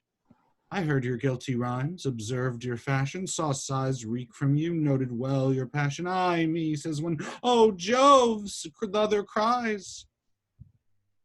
One, her hairs were gold, crystal the other's eyes. You would for paradise break faith and troth, and Jove, for your love, would infringe an oath. But will Barone say when that he shall hear faith infringed, which such zeal did swear? How will he scorn? How will he spend his wit? How will he triumph, leap, and laugh at it? For all the wealth that ever I did see, I would not have him know so much by me. Now, step I forth to whip hypocrisy. Ay, good my liege, I pray thee pardon me. Good heart, what grace hast thou thus to reprove these worms for loving, that art most in love? Your eyes do make no coaches, in your tears there is no certain princess that appears. You'll not be perjured, 'tis a hateful thing, tush. None but minstrels like of sonneting. But are you not ashamed? Nay, are you not, all three of you, to be thus much o'ershot? You found his mote, the king your mote did see, but I a beam do find in each of the three. Oh, what a scene of foolery have I seen, of sighs, of groans, of sorrow, and of teen. Oh me, what strict patience have I sat to see a king transformed into a gnat, to see great Hercules whipping a gig, and profound Solomon to tune a jig, and Nestor play a pushpin with the boys, and critic Timon laugh at idle joys. Where lies thy grief? Oh, tell me, good Dumain, what, gentle Longueville, where lies thy pain? And where, my lieges? All about the breast, a coddle, ho! Too bitter is thy jest, as we betrayed thus to thy overview. Are we betrayed thus to thy overview? Not you to me, but I betrayed by you. I that am honest. I that hold it sin to break the vow I am engaged in, am betrayed by keeping company with men like you, men of inconstancy. When shall you see me write a thing in rhyme, or groan for Joan, or spend a minute's time in pruning me? When shall you hear that I will praise a hand, a foot, a face, an eye, a gait, a state, a brow, a breast, a waist, a leg, a limb? Enter Jacquinetta with a paper and Clown Custard. Barone begins to exit. Soft, whither away so fast? A true man or a thief that gallops so? I post from love, good lover, let me go. God bless the king. What present hast thou there? Some certain treason. What makes treason here? Nay, it makes nothing, sir. If it mar nothing neither, the treason and you go in peace away together. I beseech your grace, let this letter be read. Our person misdoubts it. 'Twas treason, he said. Barone, read it over. Barone reads the letter. Where hadst thou it? Of custard. Where hadst thou it? Of Don Adramadio. Barone tears the paper. How now, what is in you? Why dost thou tear it? Toy, my liege, toy. Your grace needs not fear it.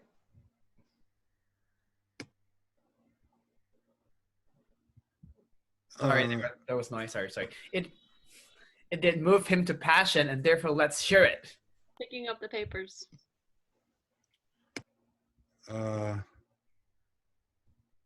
Wait. Ariel? Yes? Oh, it is Barone's writing, and here is his name. Ah, you whoreson loggerhead! You were born to do me shame. Guilty, my lord, guilty. I confess. What? That you three fools lacked me fool to make up the mess. He and you, my liege, and I are pick purses in love, and we deserve to die. Oh, dismiss this audience, and I shall tell you more.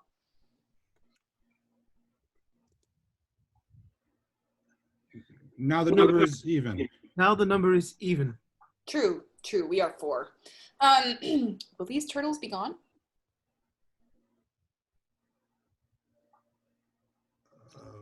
Where are we? Oh, yeah, hence, sirs, away. Walk aside the true folk, and let the traitors stay. Jacquinetta and Costard exit. Sweet lords, sweet lovers, oh, let us embrace. As true we are as flesh and blood can be. The sea will ebb and flow, heaven show his face. Young blood doth not obey an old decree. We cannot cross the cause why we were born, therefore of all hands we must be forsworn. What? Did these rent lines show some love of thine? Did they, quoth you? Who seems the heavenly Rosaline, that like a rude and savage man of Ind, at the first opening of the gorgeous east, bows not his vassal head, and stricken blind kisses the base ground with obedient breast? What peremptory eagle-sighted eye dares look upon the heaven of her brow? That is not blinded by her majesty. What zeal, what fury hath inspired thee now? My love, her mistress, is a gracious moon, she an attending star, scarce seen a light. My eyes are then no eyes, nor I Barone. Oh, but for my love, day would turn to night. Of all complexions the cold sovereignty do meet, as a fair in her, as as at a fair in her fair cheek, where several worthies will make one dignity, where nothing wants that want itself doth seek. Lend me the flourish of all gentle tongues, fie, painted rhetoric. Oh, she needs it not. To things of sale a seller's praise belong. She passes praise, then praise too short doth blot. A withered hermit, 50 winters worn, might shake off 50, looking her in the eye. Beauty doth varnish age, as if newborn, and gives the crutch of cradle's infancy. Oh, 'tis the sun that maketh all things shine. Oh, wow, this is a line. By heaven, thy love is black as ebony. Is ebony like her? Oh, word divine! A wife of such would were felicity. Oh, who can give an oath? Where is a book that I may swear beauty doth beauty lack? If that she learn not of her eye to look, no face is fair that is not full so black. Oh, paradox, black is the badge of hell, the hue of dungeons and the school of night, and beauty's crest becomes the heaven's well. Devils soon as tempest, resembling spirits of light.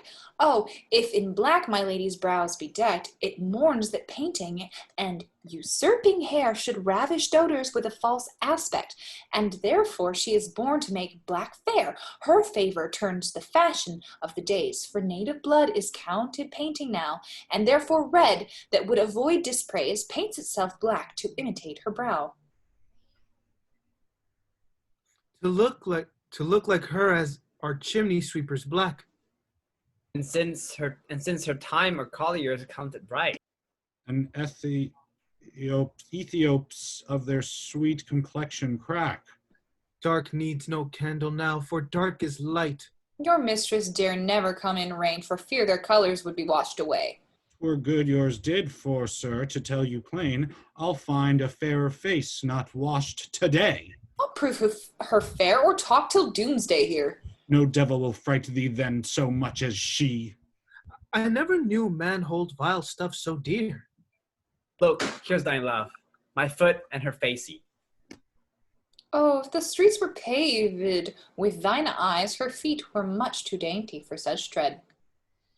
Oh, vile then as she goes, what upward lies? The street should see as she walked overhead. What of this? Are we not all in love? Nothing so sure, and thereby all forsworn. Then leave this chat, and, good Barone, now prove our loving lawful, and our faith not torn. I, married there, some flattery for this evil. Oh, some authority, how to proceed, some tricks, some kill it, some how to cheat the devil. Some salve for perjury. Oh, 'tis more than need. Have at you, then, affection's men-at-arms. Oh, we have made a vow to study, lords, and in that vow we have forsworn our books. For when you would, my liege, or you, in leaden contemplation, have found out such fiery numbers as the prompting eyes of beauty's tutors have enriched within you with, other slow arts entirely keep the brain, and therefore, finding barren practisers, scarce show a harvest of their heavy toil. But love, first learned in a lady's eyes, lives not alone immured in the brain, but with the motion of all elements, courses as swift as thought in every power, and gives to every power a double power above their functions and their offices. It adds a precious seeing to the eye. A lover's eye will gaze an eagle blind. A lover's ear will hear the lowest sound. When the suspicious head of theft is stopped, love's feeling is more soft and sensible than are the tender horns of cockled snails. Love's tongue proves dainty Bacchus gross in taste, for valor is not love a Hercules, still climbing trees in the Hesperides, subtle as Sphinx, as sweet and musical as bright Apollo's lute strung with his hair. And when love speaks, the voice of all the gods make heaven drowsy with the harmony. Never durst poet touch a pen to write until his ink were tempered with love's sighs. Oh, then his lines would ravish savage ears and plant in tyrants mild humility. From women's eyes this doctrine I derive. They sparkle in the sight of Promethean fire. They are the books, the arts, the academies that show, contain, and nourish all the world. Else none at all in aught proves excellent. Then fools you were these women to forswear, or keeping what is sworn, you will prove fools, for wisdom's sake, a word that all men love, or for love's sake, a word that loves all men, or for men's sake, the authors of these women, or women's sake, by whom we men are men. Let us once lose our oaths to find ourselves, or else we lose ourselves to keep our oaths. It is religion to be thus forsworn, for charity itself fulfills the law, and who can serve love from charity? Saint Cupid, then, and soldiers, to the field! Advance your standards, and upon them, lords, pell-mell, down with them. But first be advised, in conflict, that you get the son of them. Now, to plain dealing, lay these glosses by. Shall we resolve to woo these girls of France? And win them too, therefore let us devise some entertainment for them in their tents. First, from the park let us conduct them thither, then homeward every man attach the hand of his fair mistress in the afternoon. We will some strange pastime solace them, such as the shortness of the time can shape, for revels, dances, masks, and merry hours, foreign fair love strewing her way with flowers. Away! Away! No time shall be omitted that will betime and may by us be fitted. Allons, allons, sound cockle reaped no corn, and justice always whirls in equal measure. Light wenches may prove plagues to men forsworn. If so, our copper buys no better treasure. All right, exit. The exit. Synopsis for Act 5. Love this. Love the way this is moving. Act 5, Scene 1. Armado, ordered by the king to provide some entertainment for the princess and her ladies, consults Holofernes, who suggests that a pageant of the 9 worthies be presented. Scene 1. Enter Holofernes and pedant Nathaniel and curate and dull and constable. Satis quid sufficit. I praise God for you, sir. Your reasons at dinner have been sharp and sensuous, pleasant without scurrility, wit without affection, audacious without impudency, learned without opinion, and strange without heresy. I did converse this quondam day with a companion of the king's, who is entitled, nominated, or called Don Adriano de Armado. Novi hominem donquam te. His humor is lofty, his discourse peremptory, his tongue filed, his eye ambitious, his gait majestical, and his general behavior vain, ridiculous, and thrasonical. He is too picked, too spruce, too affected, too odd, as it were, too pregnant, as I may call it. A most singular and choice epithet. He draweth out the thread of his verbosity, finer than the staple of his argument. I abhor such fanatical phantasmists, such insociable and point-devised companions, such rackers of orthography, as to speak not fine when he should say doubt, debt when he should pronounce dept. D-E-B-T, not D-E-T. He's clepeth a calf, cuff, half, huff, neighbor, a vocator, never, nay, abbreviated nay. This is abominable, which he would call abominable. It insuniteth me of insane, ne intelligis domine, to make frantic lunatic. Last deo bona intelligio. Bon for bene. Precision a little scratched. 'Twill serve. Enter Armado and the braggart boy and Custard. Vidence qui venet. Videl et Gaudia. Shira. Shira, not Sirrah. Men of peace well encountered. Most military, sir, salutation. They have been at a great feast of languages and stolen the scraps. Oh, they have lived long on the alms basket of words. I marvel thy master hath not eaten thee for a word, for thou art not so long by the head as honor thou art easier swallowed than a flat dragon. Peace, the peal begins. Monsieur, are you not lettered? Yes, he teaches boys the horn book. What is A, B spelled backward with the horn on his head? Bah! Pueritia, with a horn added. Bah, most silly sheep with a horn. You hear his learning. Quiz, thou consonant. The last of the 5 vowels if you repeat them, or the 5th if I.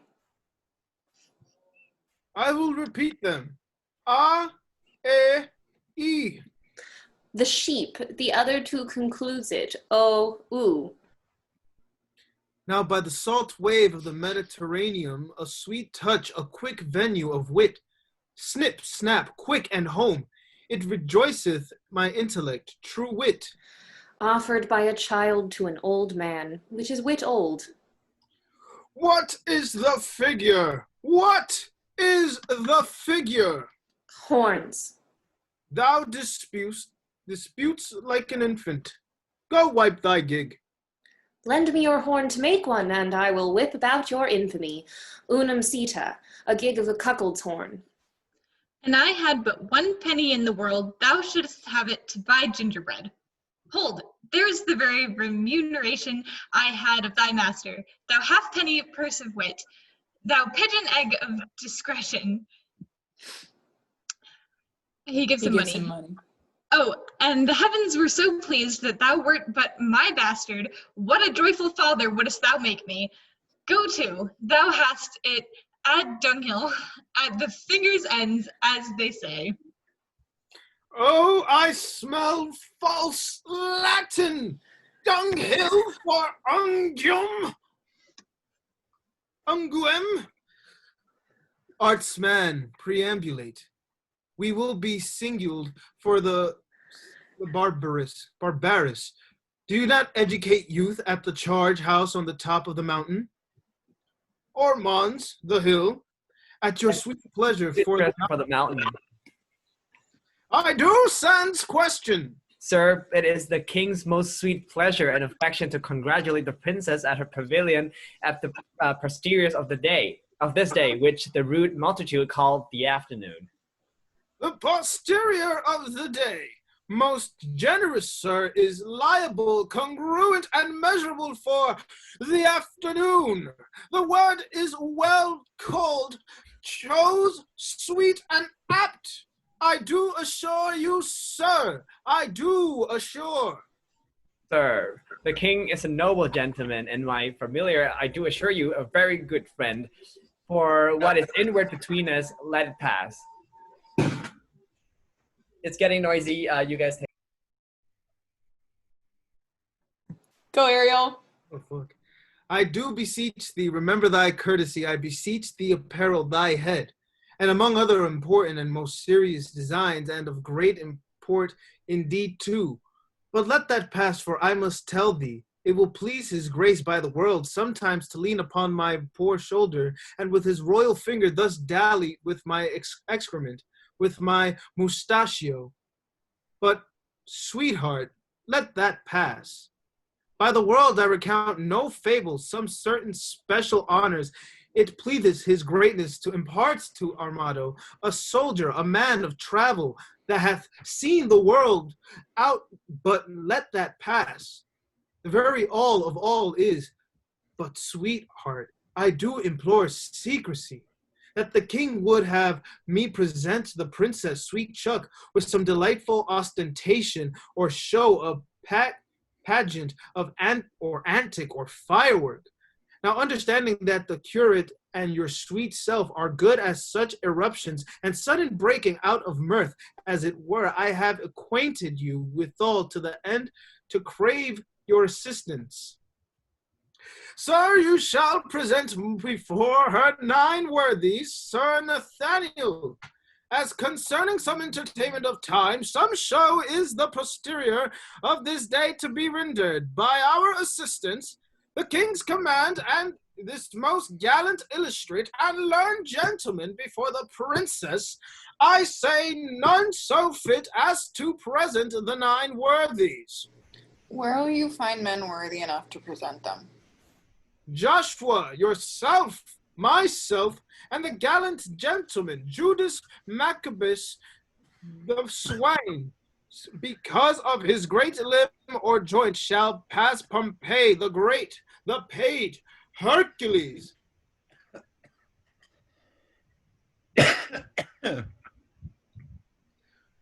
Pardon, sir. Oh, I got you. Sorry, buddy. Pardon, sir. Error. He is not quantity enough for the worthy's thumb. He is not so big as the end of his club. Yikes. Shall I have audience? He shall present Hercules in minority. His enter and exit shall be strangling a snake, and I will have an apology for that purpose. An excellent device. So if any of the audience hiss, you may cry, "Well done, Hercules, now thou crushest the snake." That is the way to make an offense gracious, though few have the grace to do it. For the rest of the worthies? I will play 3 myself. Thrice worthy gentlemen. Shall I tell you a thing? What attend? We attend. We will have, if this fadge not an antic, I beseech you, follow. Via goodman dull, thou hast spoken no word all this while. Nor understood none neither, sir. We will employ thee. I'll make one in a dance or so, or I will play on the tabor to the worthies and let them dance the hay. Most Hey. dull, honest dull, to our sport away. They exit. What a scene. Okay. All right, folks. So, Act 5, Scene 2. Boyer reports to the princess that the king and his lords, disguised as Russians, will visit the ladies. The princess tells her ladies that she and they will cover their faces with masks and exchange the gifts sent to them. Each will wear another's gift. The king and the lords will then mistake the ladies for each other, and each lord will vow his love to the wrong lady. Later, when the lords return to in their proper dress, the ladies will be able to mock them for their mistakes. All occurs as the princess plans. Custard introduces the pageant of the 9 worthies. The pageant is interrupted by Custard's announcement that Jacquinetta is pregnant and that Armado is the father. Armado challenges Custard to a duel. A messenger from the French court arrives to announce the death of the princess's father. The king and his lords try once again to prevail upon the princess and her ladies to accept their love, but the woman insists that the king and lords spend the following year, the princess's year for mourning for her father, undergoing specific penances. At the end of the year, the men may, if they wish, renew their proposals of marriage. What the fuck is this play? Scene 2, enter the ladies, the princess, Rosalind, Catherine, and Mariah. Sweethearts, we shall be rich ere we depart, if fairings come thus plentifully in. A lady walled about with diamonds. Look you what I have from the loving king. Madam, came nothing else along with that? Nothing but this? Yes, as much love in rhyme as would be crammed up in a sheet of paper, writ both sides the leaf, margent and all, that he was fain to seal on Cupid's name. That was the way to make his godhead wax, for he hath been 5,000 year a boy. Aye, and a shrewd unhappy gallows too. You'll ne'er be friends with him. He killed your sister. He made her melancholy, sad, and heavy, and so she died. Had she been light like you, of such a merry, nimble, stirring spirit, she might have been a grandam ere she died. And so may you, for a light heart lives long. What's your dark meaning, mouse, of this light word? A light condition in a beauty dark. We need more light to find your meaning out. You'll mar the light by taking it in snuff. Therefore I'll darkly end the argument. Look what you do it still in the dark. So do not you, for you are a light wench. Indeed, I weigh not you, and therefore light. You weigh me not. Oh, that's you care not for me. Great reason, for past care is still past cure. Well bandied both, a set of wit well played. But Rosaline, you have a favor too. Who sent it, and what is it? I would you knew, and in my face were but as fair as yours, my favor were as great, be witness this. Nay, I have verses too, I thank Barone. The numbers true, and were the numbering too. I were the fairest goddess on the ground, I am compared to 20,000 fairs. Oh, he hath drawn my picture in his letter. Anything like? Much in the letters, nothing in the praise. Beauteous as ink, a good conclusion. Fair as a text be in a copybook. Wear pencils, ho, let me not die your debtor. My red dominisol, my golden letter. Oh, that your face were not so full of O's. A pox of that jest, and I beshrew all shrows. But, Catherine, what was sent to you from fair domain? Madam, this glove. Did he not send you twain? Yes, madam, and moreover some 1,000 verses of a faithful lover, a huge translation of hypocrisy, vilely compiled, profound simplicity. This and these pearls to me sent Longueville. She throws a paper and pearls. Shows a paper and pearls. The letter is too long by half a mile. I think no less. Dost thou not wish in heart the chain were longer and the letter short? Aye, or I should these hands might never part. We are wise girls to mock our lovers so. They are worse fools to purchase mocking so. That same Barone I'll torture ere I go. Oh, that I knew he were but in by the week. How I would make him fawn and beg and seek and wait the season and observe the times and spend his prodigal wits in bootless rhymes and shape his service wholly to my hests and make him proud to make me proud that jests. So Père Taunt-like would I o'ersway his state that he should be my fool and I his fate. None are so surely caught when they are catched as wit turned fool. Folly and wisdom hatched hath wisdom's warrant and the help of school, and wit's own grace to grace a learned fool. The blood of youth burns not with such excess as gravity's revolt to wantonness. Folly in fowls bears not so strong a note as foolery in the wise when wit doth dote, since all the power thereof it doth apply to prove by wit worth in simplicity.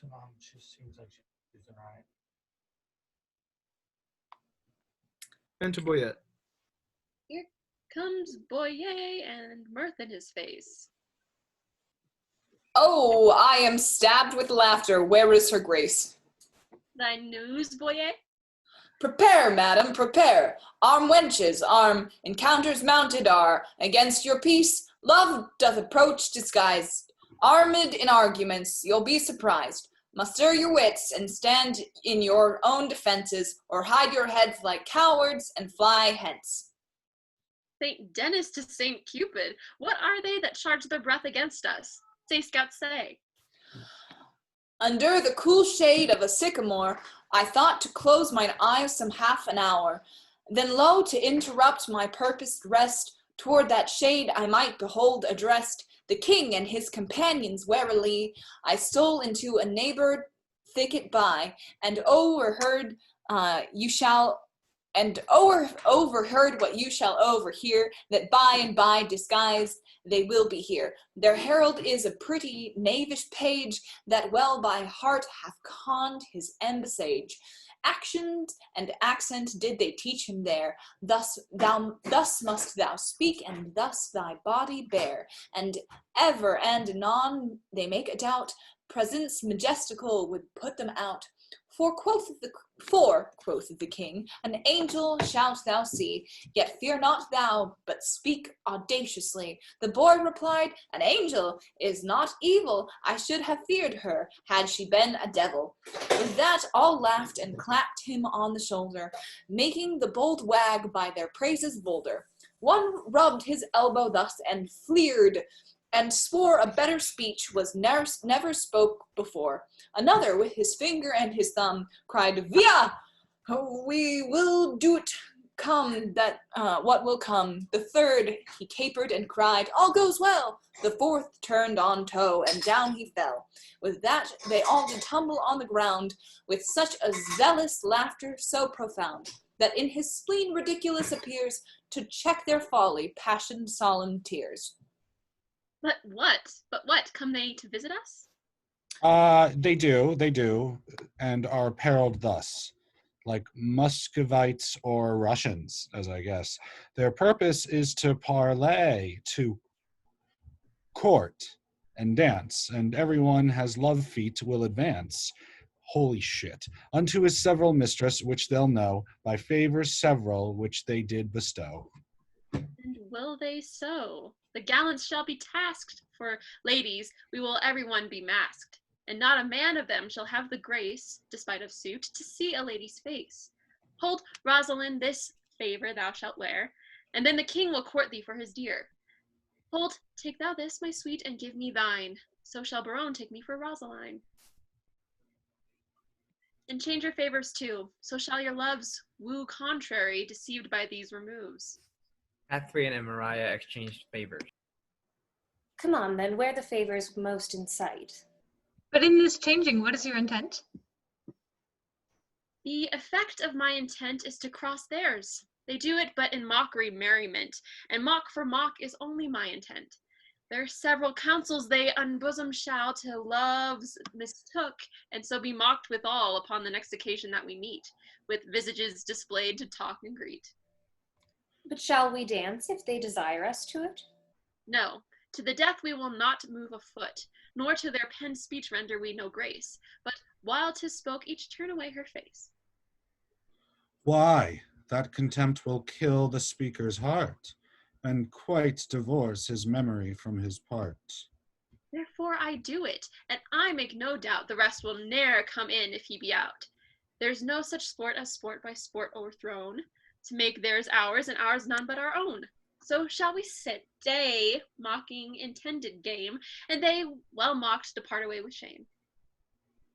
Sound trumpets within. The trumpet sounds. Be masked. The maskers come.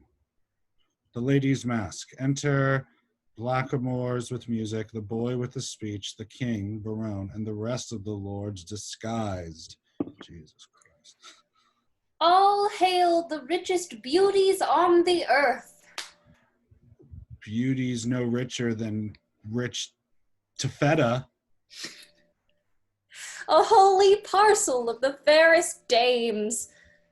The ladies turned their backs to him, that ever turned their backs to mortal views. Their eyes, villains, their eyes. That ever turned their eyes to mortal views. Out, True. Out indeed. out of your favors, heavenly spirits, vouchsafe, not to behold. Once to behold, rogue. Once to behold, with your sunbeamed eyes, with your sunbeamed eyes. They will not answer to that epithet. You were best call it daughter beamed eyes. They do not mark me, and that brings me out. Is this your perfectness? Be gone, you rogue. Boy exits. What is this? What would these strangers know their minds, boy? If they do speak our language, 'tis our will that some plain man recount their purposes. Know what thy would? What would you with the princess? Nothing but gentle peace, with peace and gentle visitation. What would they, say they? Nothing but peace and gentle visitation. Why that they have, and bid them so be gone. She says you have it, and you may be gone. Say to her we have measured many miles to tread a measure with her on this grass. They say that they have measured many a mile to tread a measure with you on this grass. It is not so. Ask them how many inches is in 1 mile. If they have measured many, the measure then of one is easily told. If to come hither you have measured miles and many miles, the princess bids you tell how many inches doth fill up 1 mile. Tell her we measure them by weary steps. She hears herself. How many weary steps of many weary miles you have o'ergone are numbered in the travel of 1 mile? We number nothing that we spend for you. Our duty is so rich, so infinite, that we may do it still without account. Vouchsafe to show the sunshine of your face, that we like savages may worship it. My face is but a moon, and clouded too. Blessed are the clouds to do such clouds do as such clouds do. Vouchsafe, bright moon, and these thy stars to shine, those clouds removed upon our watery eyne. O vain petitioner, beg a greater matter. Thou now requests but moonshine in the water. Then in our measure do but vouchsafe one change. Thou bidst me beg. This begging is not strange. Play music then. Nay, you must do it soon. Music begins. Not yet. No dance. Thus change I like the moon. Will you not dance? How come you thus estranged? You took the moon at full, but now she's changed. Yet still she is the moon, and I the man. The music plays. Vouchsafe some motion to it. Our ears vouchsafe it. But your legs should do it. Since you are strangers and come here by chance, will not be nice. Take hands. We will not dance. She offers her hand. Why take we hands then? Only to part friends. Curtsy, sweethearts, and so the measure ends. More measure of this measure be not nice. We can afford no more at such a price. Prize you yourselves. What buys your company? Your absence only. That can never be. Then cannot we be bought, and so adieu, twice to your visor, and half once to you. If you deny to dance, let's hold more chat. In private, then. I am best pleased with that. They move aside. White-haired handed mistress, one sweet word with thee. Milk and sugar, there is 3. Nay then to trades, and if you grow so nice, mesclin, wort, and malmsey, one well-run dice, there's 6 sweets. 7th sweet, adieu. Since you can cog, I'll play no more with you. 1 word in secret. Let it not be sweet. Thou grievest my gall. Gall, bitter. Therefore meat. They move aside. Will you vouchsafe me to a change word? Name it. Fair lady. Say you so, fair lord. Take that for your fair lady. Please it you as much in private, and I'll bid adieu. They move aside. What, was your visit made without a tongue? I know the reason, lady, why you ask. Oh, for your reason. Quickly, sir, I long. You have a double tongue within your mask, and would afford my speechless vizard half. Veal, quoth the Dutchman. Is not veal a calf? A calf, fair lady? No, a fair lord calf. Let's part the word. No, I'll not be your half. Take all and wean it. It may prove an ox. Look how you butt yourself in these sharp mocks. Will you give horns, chase, lady? Do not so. Then die a calf before your horns do grow. A word in private with you, ere I die. Bleat softly then, the butcher hears you cry. They move aside. Okay. The tongues of mocking wenches are as keen as is the razor's edge invisible, cutting a smaller hair than may be seen. Above the sense of sense, so sensible, seemeth their conference, their conceits have wings, fleeter than arrows, bullets, wind, thought, swifter things. Not one word more, my maids. Break off, break off. The ladies move away from the lords. By heaven, all dry beaten with pure scoff. Farewell, mad wenches, you have simple wits. Kings, lords, and blackamoors exits. The ladies unmask. 20 dues, my frozen Muscovits. Are these the breed of wits so wondered at? Tapers they are, with your sweet breaths puffed out. Well-liking wits they have. Gross, gross. Fat, fat. Oh, poverty and wit, kingly poor flout. Will they not, think you, hang themselves tonight, or ever but in vizards show their faces? This pert Barone was out of countenance quite. They were all in lamentable cases. The king was weeping right for a good word. Barone did swear himself out of all suit.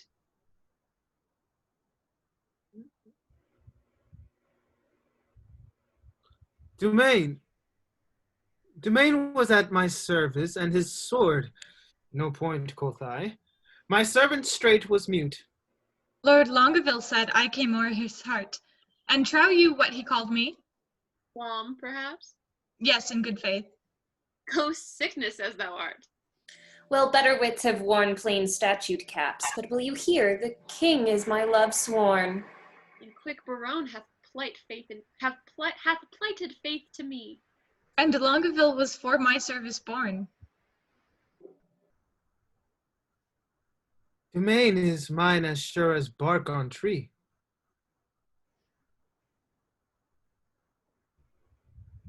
Madam and pretty mistresses, give ear. Immediately they will again be here in their own shapes, for it can never be. They will digest this harsh indignity. Will they return? They will, God knows, and leap for joy, though they are lame with blows. Therefore change favors, and when they repair, blow like sweet roses in this summer air. How blow? How blow? Speak to be understood. Fair ladies masked are roses in their bud. Dismasked, their dismask, sweet commixture shown, are angels veiling clouds or roses blown. Avaunt perplexity. What shall we do if they return in their own shapes to woo? Good madam, if by me you'll be advised, let's mock them still, as well known as disguised. Let us complain to them what fools were here, disguised like Muscovites in shapeless gear, and wonder what they were and to what end their shallow shows and prologue vilely penned, and their rough carriage so ridiculous, should be presented at our tent to us. Ladies, withdraw. The gallants are at hand. Whip to our tents as roes run o'er land. Princess and the The lady. ladies exit, enter the king and the rest as themselves. Fair sir, God save you. Where's the princess? Gone to her tent. Please at your majesty command me any service to her thither, that she vouchsafe me audience for one word. I will, and so will she. I know, my lord. He exits. This fellow pecks up wit as pigeons peas, and utters it again when God doth please. He is wit's peddler, and retails his wares at wakes and wassails, meetings, markets, fairs, and we that sell by gross, the Lord doth know, have not the grace to grace it with such show. This gallant pins the wenches up on his sleeve. Had he been Adam, he had tempted Eve. He can carve too and lisp. Why, this is he that kissed his hand away in courtesy, that is the ape of form, Monsieur the Nice, that, when he plays at tables, chides the dice in honorable terms. Nay, he can sing a mean most meanly, and in ushering mend him who can. The ladies call him sweet. The stairs, as he treads on them, kiss his feet. This is the flower that smiles on everyone to show his teeth as white as whale's bone, and consciences that will not die in debt pay him the due of honey-tongued boyette. A blister on his sweet tongue with my heart, that put Armado's page out of his parts. Enter, yikes. Enter the ladies with Boyer. See where it comes. Behavior, what wert thou, till this madam showed thee? What art thou now? All hail, sweet madam, and fair time of day. Fair in all hail is foul as I conceive. Construe my speeches better, if you may. Then wish me better, I will give you leave. We came to visit you, and purpose now to lead you to our court. Vouchsafe it then. This field shall hold me, and so hold your vow. Nor God nor I delights in perjured men. Rebuke me not for that which you provoke. The virtue of your eye must break my oath. You nickname virtue vice. You should have spoke, for virtue's office never breaks man's troth. Now by my maiden's honor, yet as pure as the unsullied lily, I protest, a world of torments though I should endure, I would not yield to be your house's guest. So much I hate a breaking cause to be of heavenly oaths vowed with integrity. Oh, you have lived in desolation here, unseen, unvisited, much to our shame. Not so, my lord. It is not so, I swear. We have had pastimes here and pleasant game. A mess of Russians left us but of late. How, madam? Russians? Aye, in truth, my lord. Trim gallants full of courtship and of state. Madam, speak true. It is not so, my lord. My lady to the manner of the days in courtesy gives undeserving praise. We four indeed confronted were with four in Russian habit. Here they stayed an hour and talked apace, and in that hour, my lord, they did not bless us with one happy word. I dare not call them fools, but this I think, when they are thirsty, fools would fain have a drink. This jest is dry to me, gentle sweet. Your wits make wise things foolish. When we greet with eyes best seeing, heaven's fiery eye, by light we lose light. Your capacity is of that nature that is your huge store. Wise things seem foolish, and rich things but poor. This proves you wise and rich, for in my eye, I am a fool and full of poverty. but that you take what doth to you belong. It were a fault to snatch words from my tongue. Oh, but I am yours, and all that I possess. All the fool mine. I cannot give you less. Which of the vizards was it that you wore? Where? When? What vizard? Why demand you this? There, then, that vizard, that superfluous case, that hid the worst and showed the better face. We were described. They'll mock us now downright. Let us confess and turn it to a jest. Amazed, my lord? Why looks your highness sad? Help hold his brows, he'll swoon. Why look you pale? Seasick, I think, coming from Muscovy. Thus pour the stars down plagues for perjury. Can any face of brass hold longer out? Here stand I, lady. Dart thy skill at me. Bruise me with scorn. Confound me with a flout. Thrust thy sharp wit quite through my ignorance. Cut me to pieces with thy keen conceit, and I will wish thee nevermore to dance, nor nevermore in Russian habit wait. Oh, never will I trust to speeches penned, nor to the motion of a schoolboy's tongue, nor never come in vizard to my friend, nor woo in rhyme like a blind harper's song, taffeta phrases, silken terms precise, three-piled hyperboles, spruce affectation, figures pedantical. These summer flies have blown me full of maggot ostentation. I do forswear them, and I here protest by this white glove, how white the hand, God knows. Henceforth my wooing mind shall be expressed in russet yeas and honest kersey notes, to which begin, wench, so God help me, law, my love to thee is sound, sans crack or flaw. Sans, I pray you. Yet I have a trick of the old rage. Bear with me. I am sick. I'll leave it by degrees. Soft, let us see. Right, Lord have mercy on us.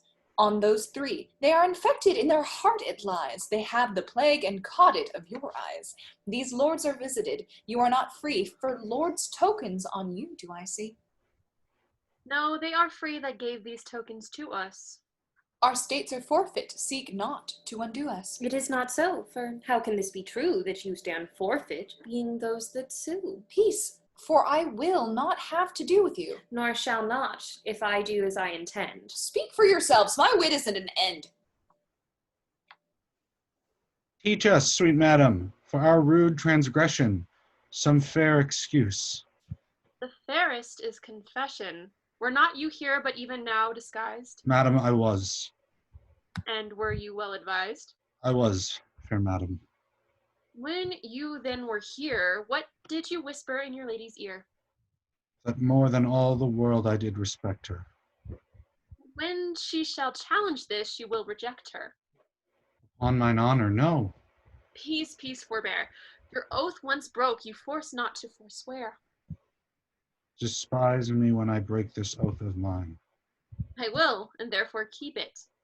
Rosaline, what did the Russian whisper in your ear? Madam, he swore that he did hold me dear as precious eyesight, and did value me above this world, adding thereto moreover that he would wed me or else die my lover. God give thee joy of him. The noble lord most honorably doth uphold his word. What mean you, madam? By my life, my troth, I never swore this lady such an oath. By heaven you did, and to confirm it plain you gave me this. But take it, sir, again. My faith, in this the princess I did give. I know her by this jewel on her sleeve. Pardon me, sir, this jewel she did wear. She points to Rosalind. And Lord Baron, I thank him, is my dear. What will you have, me or your pearl again? Neither of either. I remit both twain. I see the trick on't. Here was a consent, knowing aforehand of our merriment, to dash it like a Christmas comedy, some carry tale, some please man, some slight zany, some mumble news, some trencher knight, some dick, that smiles his cheek in years and knows the trick, to make my lady laugh when she disposed. Told our intents before, which once disclosed, the ladies did change favors, and then we, following the signs, wooed but the sign of she. Now to our perjury to add one more terror, we are again forsworn, and will and error. Much upon this 'tis. And might not you forestall our sport to make us thus untrue? Do not you know my lady's foot by the squire, and laugh upon the apple of her eye, and stand between her back, sir, and the fire, holding a trencher, jesting merrily? You put our page out. Go, you are allowed. Die when you will. A smock shall be your shroud. You leer upon me, do you? There's an eye wounds like a leaden sword. Full merrily hath this grave manage, this career been run. Lo, he is tilting straight. Peace, I have done. Enter Clown Custard. Welcome, pure wit, thou partest a fair fray. O Lord, sir, they would know whether the three worthies shall come in or no. What, are there but three? No, sir, but it is far fine, for everyone presents three. And 3 times thrice is 9. Not so, sir. Under correction, sir. I hope it is not so. You cannot beg us, sir. I can assure you, sir. We know what we know. I hope, sir, 3 times thrice, sir? Is not 9. Under correction, sir. We know where until it doth amount. By Jove, I always took 3 times for 9. Oh, Lord, sir, it were pity you should get your living by reckoning, sir. How much is it? Oh, Lord, sir, the parties themselves, the actors, sir, will show where until it doth amount. For mine own part, I am, as they say, but to perfect one man in one poor man, Pompeian the Great, sir. Art thou one of the worthies? It pleased them to think me worthy of Pompey the Great. For mine own part, I know not the degree of the worthy, but I am to stand for him. Go bid them prepare. We will turn it finely off, sir. We will take some care. He exits. Baron, they shall shame us. Let them not approach. We are shame-proof, my lord, and 'tis some policy to have one show worse than the king's and his company. I say they shall not come. Nay, my good lord, let me o'errule you now. That sport best pleases that doth least know how, where zeal strives to content, and the content lies in the zeal of that which it presents. Their form confounded makes most form and mirth, when great things laboring perish in their birth. A right description of our sport, my lord. Enter Braggart Tomato. Anointed, I implore so much expense of the royal sweet breath as will utter a brace of words. Armado the king step aside, and Armado gives king a paper. Doth this man serve God? Why ask you? He speaks not like a man of God his making. That is all one, my fair sweet honey monarch, for I protest the schoolmaster is exceeding fantastical too, to vain, to vain. But we will put it, as they say, to fortuna de la guerra. I wish you the peace of mind, most royal compliment. He exits, reading this paper. Here is like to be a good presence of worthies. He presents Hector of Troy, the swain Pompey the Great, the parish curate Alexander, Armado's page Hercules, the pedant Judas Maccabeus. And if these 4 worthies in their first show thrive, these 4 will change habits and present the other 5. There is 5 in the first show. You are deceived. 'Tis not so. The pedant, the braggart, the hedge priest, the fool, and the boy. A bait, yep, I got it. A bait, throw at novum, and the whole world again cannot pick out 5 such. Take each one in his vein. The ship is under sail, and here she comes amain. Enter Custard as Pompey. I, Pompey, am... You lie, you are not he. I, Pompey, am...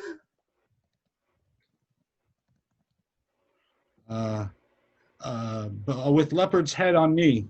Well said, old mocker. I must needs be friends with thee. I, Pompey, am Pompey, surnamed the Big. The Great. It is great, sir. Pompey, surnamed the Great, that often field with targe and shields did make my foe to sweat. And traveling along this coast, I here am come by chance, and lay my arms before the legs of this sweet lass of France. Places your- weapons at the feet of the princess. If your ladyship would say, thanks, Pompey, I had done. Great thanks, great Pompey. 'Tis not so much worth, but I hope I was perfect. I made a little fault in great. My hat to halfpenny, Pompey serves the best worthy. Custard stands aside. Enter curate Nathaniel for Alexander. When in the world I lived, I was the world's commander. By east, west, north, and south, I spread my conquering might. My Scythian plain declares that I am Alexander. Your nose says no, you are not, for it stands too right. Your nose smells no in this most tender-smelling night. The conqueror is dismayed. Proceed, good Alexander. When in the world I lived, I was the world's commander. Most true. 'Tis right. You were so, Alexander. Pompey the Great. Your servant and custard. Take away the conqueror, take away Alexander. Oh, sir, you have overthrown Alexander the Conqueror. You will be scraped out of the painted cloth for this. Your lion that holds his poleaxe sitting on a close stool will be given to Ajax. He will be the 9th worthy, a conqueror and afeard to speak. Run away for shame, Alexander. There, and shall please you, a foolish mild man, an honest man, look you, and soon dashed. He is a marvelous good neighbor, faith, and a very good bowler. But for Alexander, alas, you see how 'tis a little o'erparted, but there are worthies a-coming, will speak their mind in some other sort. Enter Pedon, Holofernes for Judas, and the boy for Hercules. Stop! Why, good Pompey. Great Hercules is presented by this imp whose club killed Cerberus, that 3-headed Canis. And when he was a babe, a child, a shrimp, thus did he strangle serpents in his manus. Quonium, he seemeth in minority. Ergo I come with this apology. Keep some state in thy exit and vanish. Boy steps aside. Judas, I am. Judas. Not Iscariot, sir. Judas, I am. Eclipsed Maccabeus. Judas Maccabeus clipped is plain Judas. A kissing traitor! How art thou proved, Judas? Judas, I am. The more shame for you, Judas. What mean you, sir? To make Judas hang himself. Begin, sir, you are my elder. Well, nope. Well followed! Judas was hanged on an elder. I will not be put out of countenance. Because thou hast no face. What is this? He points to his own face. A cittern head. The head of a bodkin. A death's face in a ring.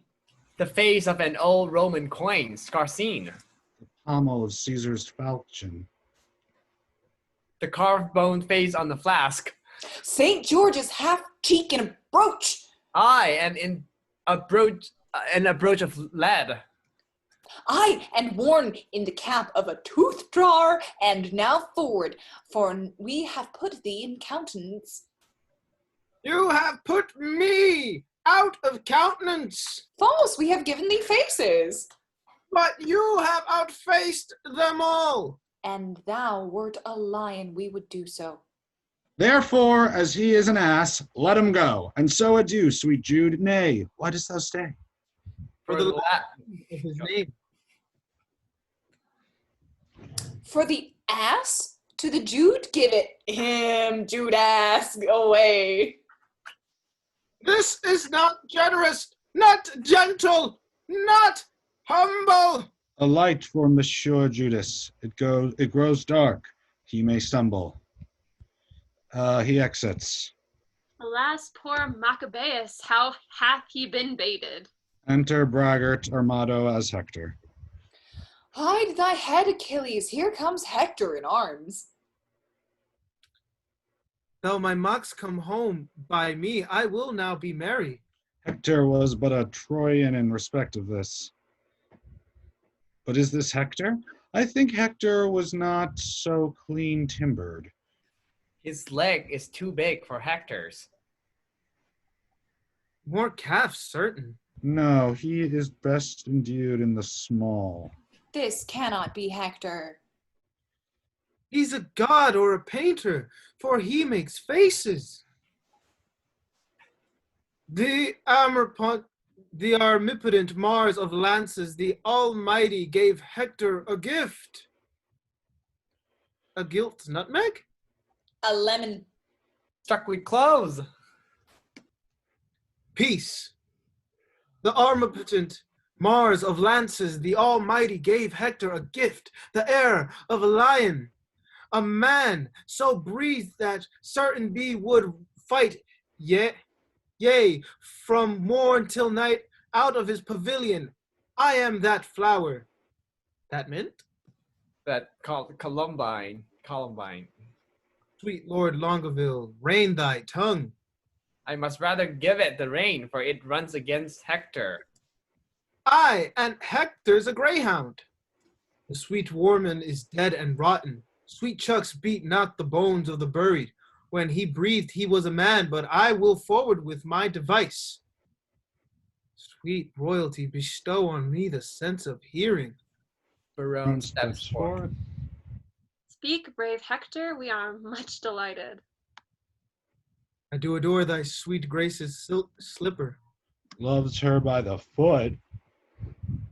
He may not by the yard.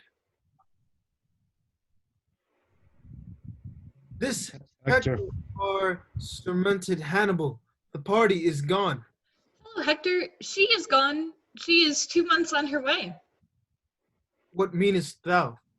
Faith, unless you play the honest Trojan, the poor wench is cast away. She's quick. The child brags in her belly already.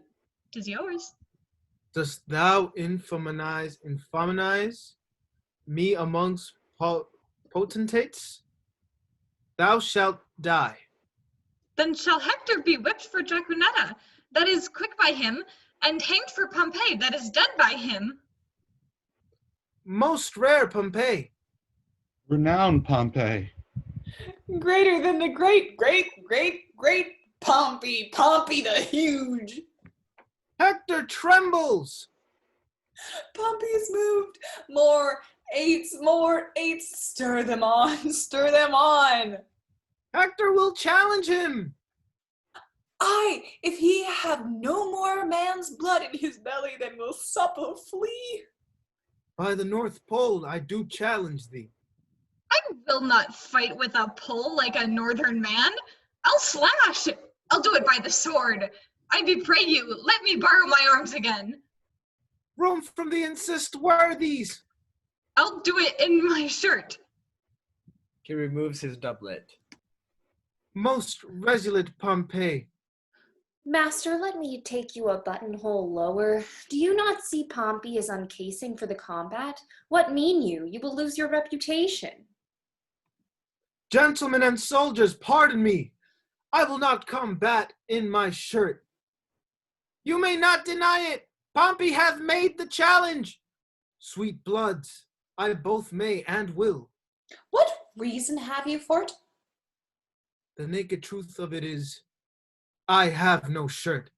I go woolward for penance. True. And it was enjoined him in Rome for want of linen. Since when, I'll be sworn, he wore none but a dishclout of Jaquenetta's, and that he wears next his heart for a favor. Enter a messenger, Monsieur Moquet. God save you, madame. Welcome, Marquette, but that thou interruptest our merriment. Sorry, madame, for the news I bring is heavy in my tongue. The king, your father. Dead for my life. Even so, my tale is told. Worthies, away, the scene begins to cloud. For mine own part, I breathe free breath. I have seen the day of wrong through the little hole of discretion, and I will right myself like a soldier. He exits. How fares your majesty? Will ye prepare? I will away tonight.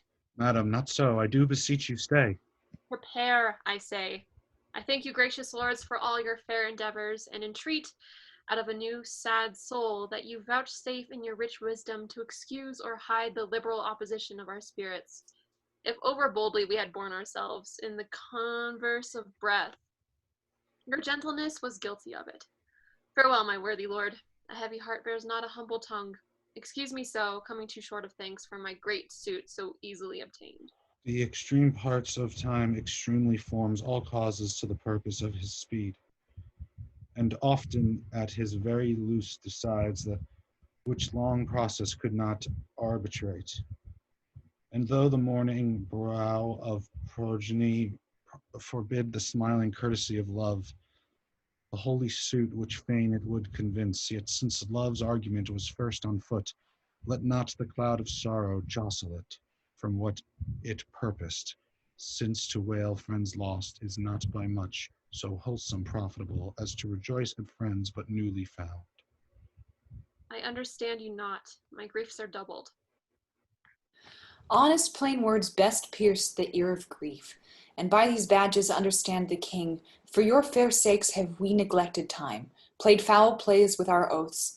Your beauty, ladies, hath much deformed us, fashioning our humors even to the opposed end of our intents. And what in us hath seemed ridiculous, as love is full of unbefitting strains, all wanton as a child, skipping and vain, formed by the eye, and therefore like the eye, full of strange shapes, of habits, and of forms, varying in subjects as eye doth roll, to every varied object in his glance, which party-coded presence of loose love put on by us, if in your heavenly eyes have misbecomed our oaths and gravities, those heavenly eyes that look into these faults suggested us to make. Therefore, ladies, our love being yours, the error that love makes is likewise yours. We to ourselves prove false, and being once false, forever to be true. To those that make us both, fair ladies, you, and even that falsehood in itself a sin, thus purifies itself and turns to grace.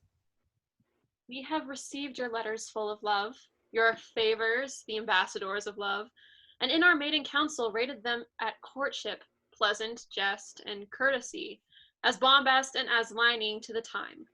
But more devout than this, in our respects, have we not been, and therefore met your loves in their own fashion like a merriment. Our letters, madam, showed much more than jest. So did our looks.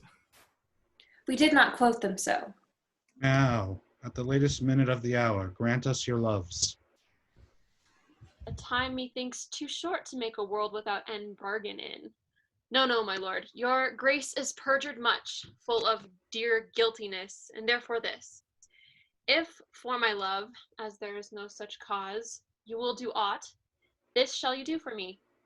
Your oath I will not trust, but go with speed to some forlorn and naked hermitage, remote from all the pleasures of the world. There stay until the 12 celestial signs have brought about the annual reckoning.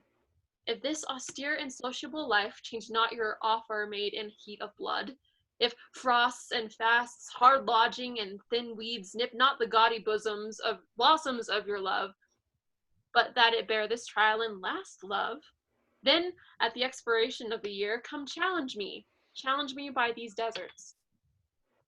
She takes his hand. And by this virgin palm now kissing thine, I will be thine. Until that instant, shut my woeful self up in a mourning house, raining the tears of lamentation for the remembrance of my father's death. If this thou do deny, let our hands part, neither entitled in the other's heart. If this, or more than this, I would deny, to flatter up these powers of mine with rest, the sudden hand of death close up mine eye. Hence, hermit, then, my heart is in thy breast. They step aside. But what to me, my love? What to me? A wife? A beard, fair health, and honesty. With threefold love I wish you all these three. Oh, shall I say, I thank you, gentle wife. Not so, my lord. A 12-month and a day I'll mark no words that smooth-faced wooers say. Come when the king doth to my lady come, then, if I have much love, I'll give you some. I'll serve thee true and faithfully till then. Yet swear not, lest you be forsworn again. They step aside. What says Mariah?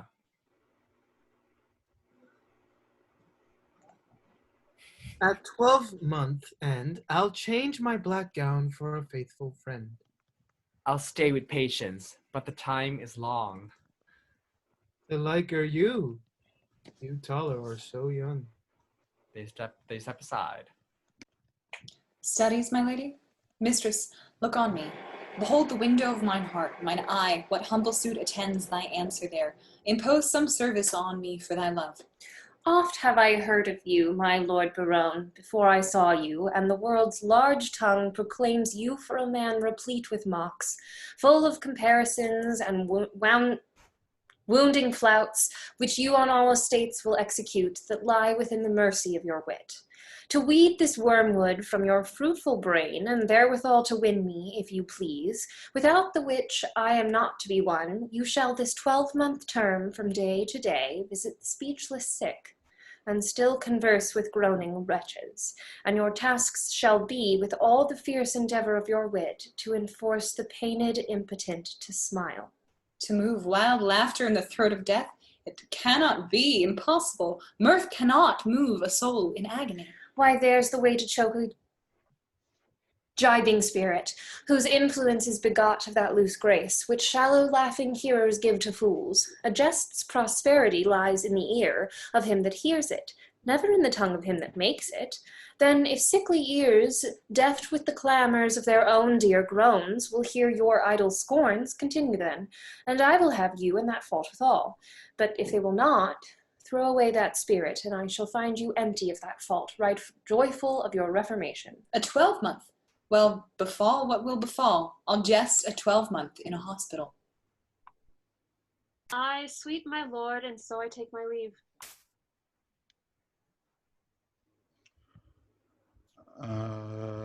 No, madam.